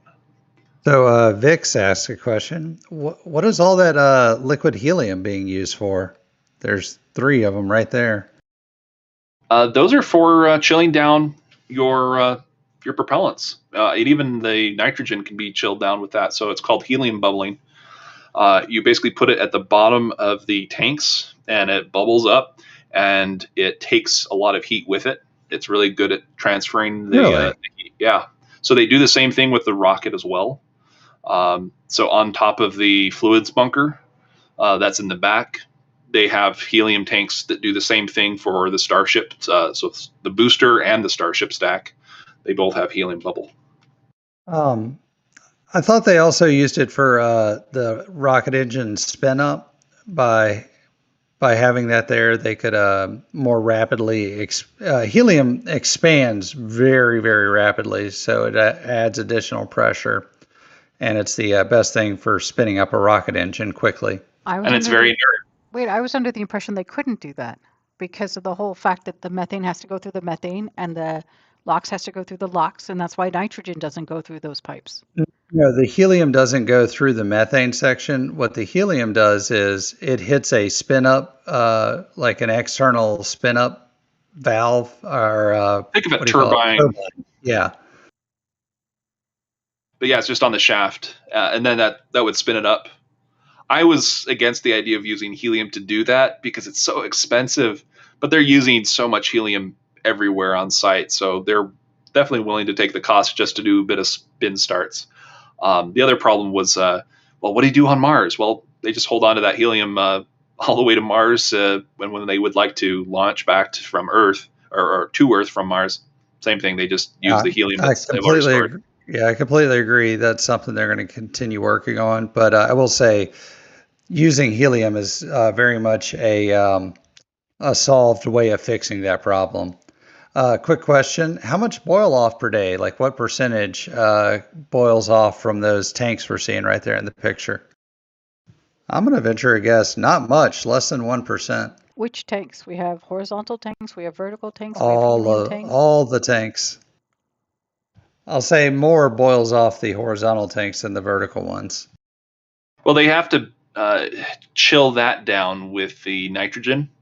So you're using nitrogen to chill down the horizontal tank. So the commodity they go through the most is nitrogen, because it keeps the LOX side cool, the methane side cool, and then as I mentioned before, the helium is used to cool things down, but that's mostly for our pre-flight. So, or pre-test is a better way to look at it. So they use the helium bubble only when they need to. Otherwise, they use nitrogen for the rest. We see, what was it? Vic saw like 42 tankers in a day. So most of those would be nitrogen. I don't know what the precise numbers are. I could go through and look at a spreadsheet of listed tankers over the months and see what we have.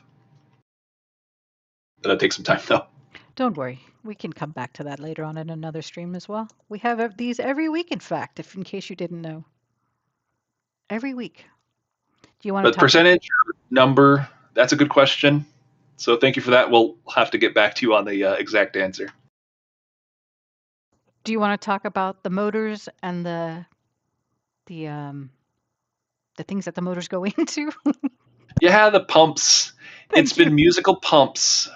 They're not done with that? No, they're not done. They're never done with that. The methane side, I've the theory that I've subscribed to currently that seems to best fit it is that at least on the pumps itself, they're having some mechanical issue with them. So it's under cryogenic temperatures, but you can still have bubbles form, which would cause cavitation, or it's basically caused by cavitation. So one issue is all those tanks off to the right, they're low to the ground. The methane tanks there will cause less head pressure, but the same thing should be for the nitrogen itself when it runs through, because they could switch between nitrogen or methane for testing. So a wet dress rehearsal or static fire, you're going to use methane. But for just a cryo test, you'll use nitrogen. And they use a blank off plate to switch between the two, and basically is a manual way to control which side they use. But anyways, the issue is that they're replacing them, and they haven't done a lot of methane side. So it doesn't seem to be a pressure issue with methane, but it seems to be some other issue just with maybe cavitation or other failures that are from working with cryogenics. So Thomas. Yeah. Good. So Vic's wanted me to let you know, since Booster 7 static fire, they've had 165 LN2 tankers, 295 LOX, and 52 CH4. What? Dang. That's a lot of LOX. The LOX is really surprising to me. I would have thought it would be reverse. I don't know. Maybe they were really stocked up on LN2, and they really expended a lot of LOX. Who knows? Well, I mean, looking at that, though, one thing that they've done is whenever they have a test, they just sit there dumping LOX, and I suspect nitrogen as well, out of the ports for the booster. Next to the booster quick disconnect, there's a little port that they vent from. And it just starts venting out liquids like crazy. It kind of chugs as well, because they've got, at the beginning at least, a lot of gases that are formed that they don't want to put in the vehicle. So I wonder if it has something to do with that and not just regular boil off. But yeah, that's still surprising. Thank you so much for that number, Vix. Hey, we're only 10 away from 500. Woohoo! And the bots have come. Oh dear. I know. Shh, don't look at them. If you don't look at them, no eye contact, they'll go away. Was there anything else you wanted to see or talk about? I know Mauricio had some more pictures as well that he took of the ground. I can pull those up if you'd like to see Oh those. yeah. Let's totally get a couple of ground shots in. All right. I haven't seen them yet, but I can definitely pull them up. Oh yeah. I mean, if nothing else, if we do a speed run through them, they're always great shots. So All right. Forgive me. Yeah, Oops. Sorry. Go ahead. yeah, I was gonna mention there's this one shot that I'm extremely proud of. It's the one of I don't know what type of bird it is, but it looks like a some type of raptor perched on top of the full stack with the moon behind it. You might find it in the wallpaper download link. That way you can show it throughout the stream. dude, I'm proud of that shot. That was Let's see. amazing. God, Dude, that's that's a the one you beautiful tweeted, shot. right? Yeah.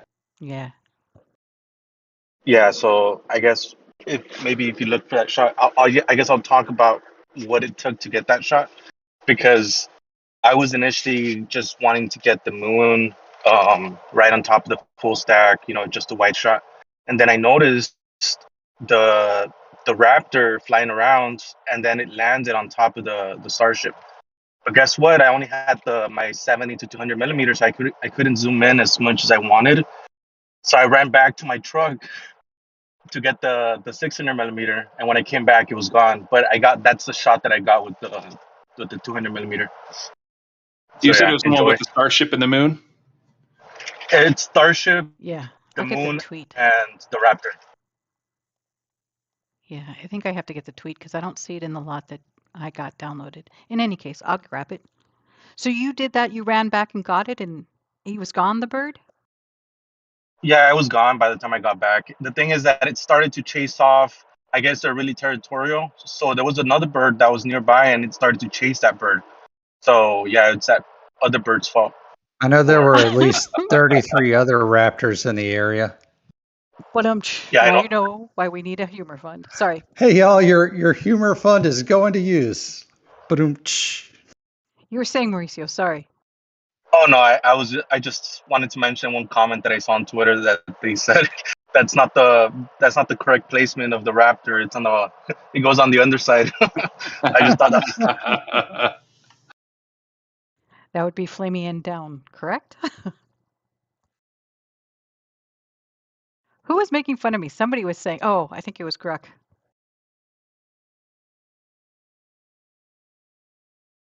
I'm just waiting for that image to suddenly appear. I'm But looking. while we're looking at this one, My apologies. they're There it is. they're moving. They're still moving a bit of plating onto that leg. My goodness, that is so nice to see. Oh wow, yeah. Wait, what are y'all looking at in The particular on bottom this? leg on the left, you could see that they've The little side protection there. yeah. Do you But I think think they're gonna cover it up all the way, or just the side? I think so, and they'll put panels that bolt in or something. I don't think they'd have to weld those in. And I can't tell if those are holes or just weld marks or something on the top surface. If you can zoom in real quick on those on the left, oh, they look like just weld marks, I think, but they're pretty uniform. Oh, those are the existing brackets, aren't they? Where exactly are you looking, my friend? Oh, the weld lines on the horizontal bracket inside of there, just in front of the pipes. So you're talking about this piece? No, on the leg. The leg. On the Sorry, leg I'm still itself? looking at the leg. No, you're fine. But yeah, those are pretty uniform. I think there might be just parts of brackets holding on to the pipe work behind them. Well, and then are these straps new as well? Zoom up a little bit. No, those are the same ones. When did they become red? When they got rusty. Yeah. Okay, fair enough. I mean, they're right next to the ocean and they're not painted, so Well, they were painted. it only was a matter of hours. They were painted. Interesting They what were? happened here. Maybe the static fire stripped it. That could be it. All right, let me show you that RGV picture that he's most proud of. Grab it real Oh fast. my goodness. Get ready, Thomas, get ready.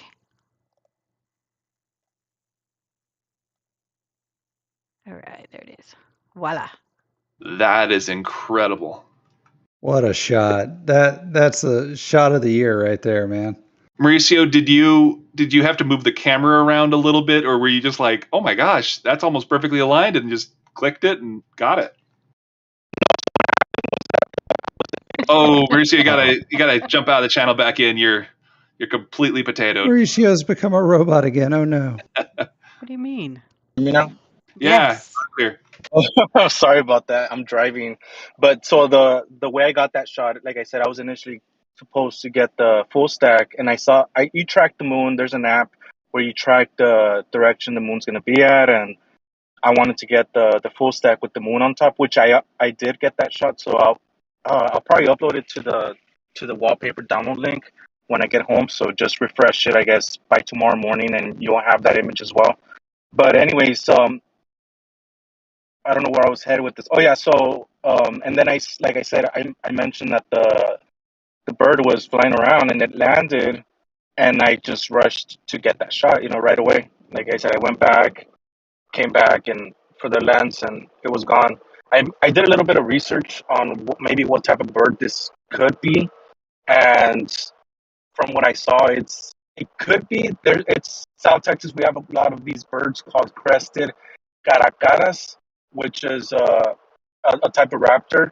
It could be that one. I am not 100% sure since I wasn't using the 600 millimeter lens, but I actually had a shot like this prior. I think it might have been SM9 that this also happens as well. It's somewhere on YouTube, but it's man. I wish if somebody knows the name of this bird, maybe by the markings or you know. Somebody else also mentioned that it could be just a hawk. But that's from the research I did. That's what it looks like. It has that white, like kind of apron around its neck area, and that's consistent with the crested caracaras. But I might be wrong, right? We got 99% of that, but you're still kind of potatoing there. So, He but was yeah, just that is. asking But who knows what kind of bird this is. but yeah, if anybody knows out there, please post it in the chat. That is an impressive shot, Mauricio. Thank you so much for that. Mauricio, The the question eagle becomes, has So landed.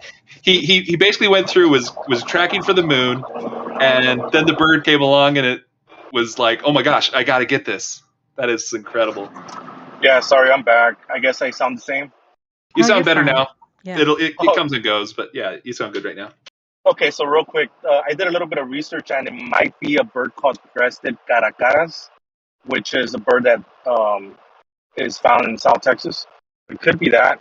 And like you mentioned earlier, if anybody does know by the features that it has, that'd be interesting just to know. I want to know how you spell cara cara. Caracaras. It's. I found that it looks like it's. I mean, I say it in Spanish, so I'm guessing that's the origin. Good guess. I don't think you said in English. Yeah. So it would be in English the same thing you said. We just wouldn't say it with such a wonderful accent. We would probably just say cara cara, cara cara. I don't know how it's spelled, so. But in any case, it's not a grackle, right? No, it's definitely not a grackle. Grackles Again, are I could. black and It's got oh, black they're on so it. It's noisy. definitely looking for crow. Yeah, I mean, I could be wrong. I'm not saying it's definitely that bird, but it could be. I'm leaning more towards that because of the features that it has, especially around the neck area. It has like a white little section that's consistent with that particular bird. So that's If, why I'm leaning towards that. well, here's the Ah, cool part to think about. If you said it's a type of falcon, it's in that falcon family. It's the caracara or spotted. You said it was a spotted caracara. But you've got the moon, the falcon, and the starship, and it's like so poetic. I mean, you look at Falcon 9, that's what SpaceX flies right now. And the Starship is going to the moon, and there's the moon back there. It's just perfect. I was going to ask you, did you call your friend Carlos? Because Carlos is the king of the moon in his photos often. Now I can see Carlos out there, but I mean, we're almost okay. Yeah, we're almost at the top of the hour here. Towards the end of the stream, yeah, I have a lot of respect for especially for Carlos Nunez. If you guys can follow him, I think he goes by Starbase Surfer. He gets these amazing shots. When I see him out there, I don't bother him because I know he's in the zone. I might just wave at him and. Okay, you really potatoed there. Yeah, Okay, you're going out on us. But yeah, But you said you when he's out there, you wave at him. Yeah, I've met Carlos as well. He is such a great guy. He runs around his little black Toyota and takes amazing shots of everything Starbase, and he will go through and afterwards fix up his photos, and everything's perfectly vertically aligned. Oh, they're just gorgeous. so nice. So Yeah, I'm the opposite of Mauricio. Every time I see Carlos, I run up and bother him. GPJ, you're the opposite of Mauricio in many ways. Amen. Thank goodness, right? The world couldn't take two of me. Oh boy. yeah, I ran up to bother him a couple of times, but it was like, hey, how are you doing? And it was a quick meet and greet. I wasn't going to get in his way. He was taking some pictures and waiting for things. But the photographers out there, some of them really they do love to talk to people, but it's like, I'll talk to you after I take the photos.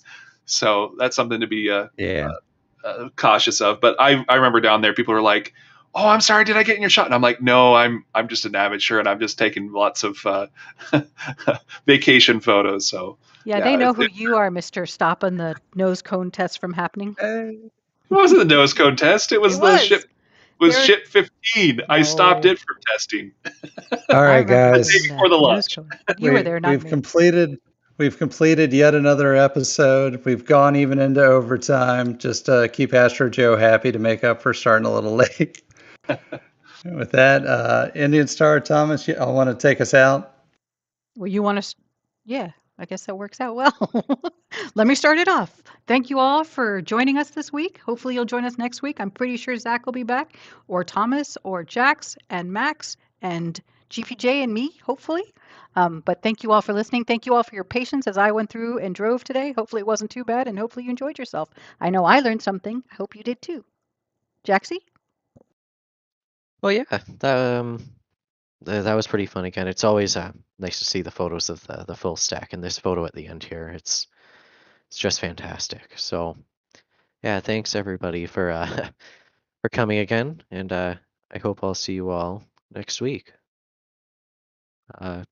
Thomas or Grandpa Joe, I can't remember who's next. We'll go with Mauricio if he's here. Mauricio said he won't talk anymore. It's too hard. Well, I'll talk. I mean, can you hear me? Yeah, you sound good. Yeah, go ahead. Now.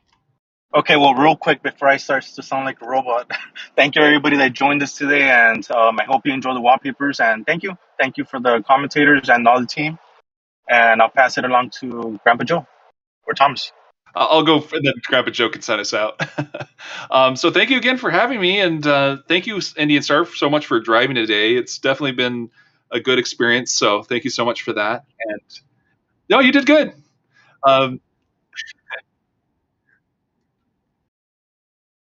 Grandpa Joe? All right, yeah, and just I want to pile on and say you did a great job today, Indian Star. Way to drive it. Go you. And I had a lot of fun today. This was a good one. Thanks, buddy. We'll have Checks to rub in the mail. We missed him today though. Love his deep dives. Real quick shout out to John. I missed a $5 and a $10 donation from him, and I wanted to say goodbye to Victoria. Thank you for listening in with us today, Victoria. We always love having the young folks join their parents and tolerate us looking at and investigating all this cool rocket stuff. And with that, main engine cutoff, stage separation confirmed. Love you, bye. Love you, bye, guys.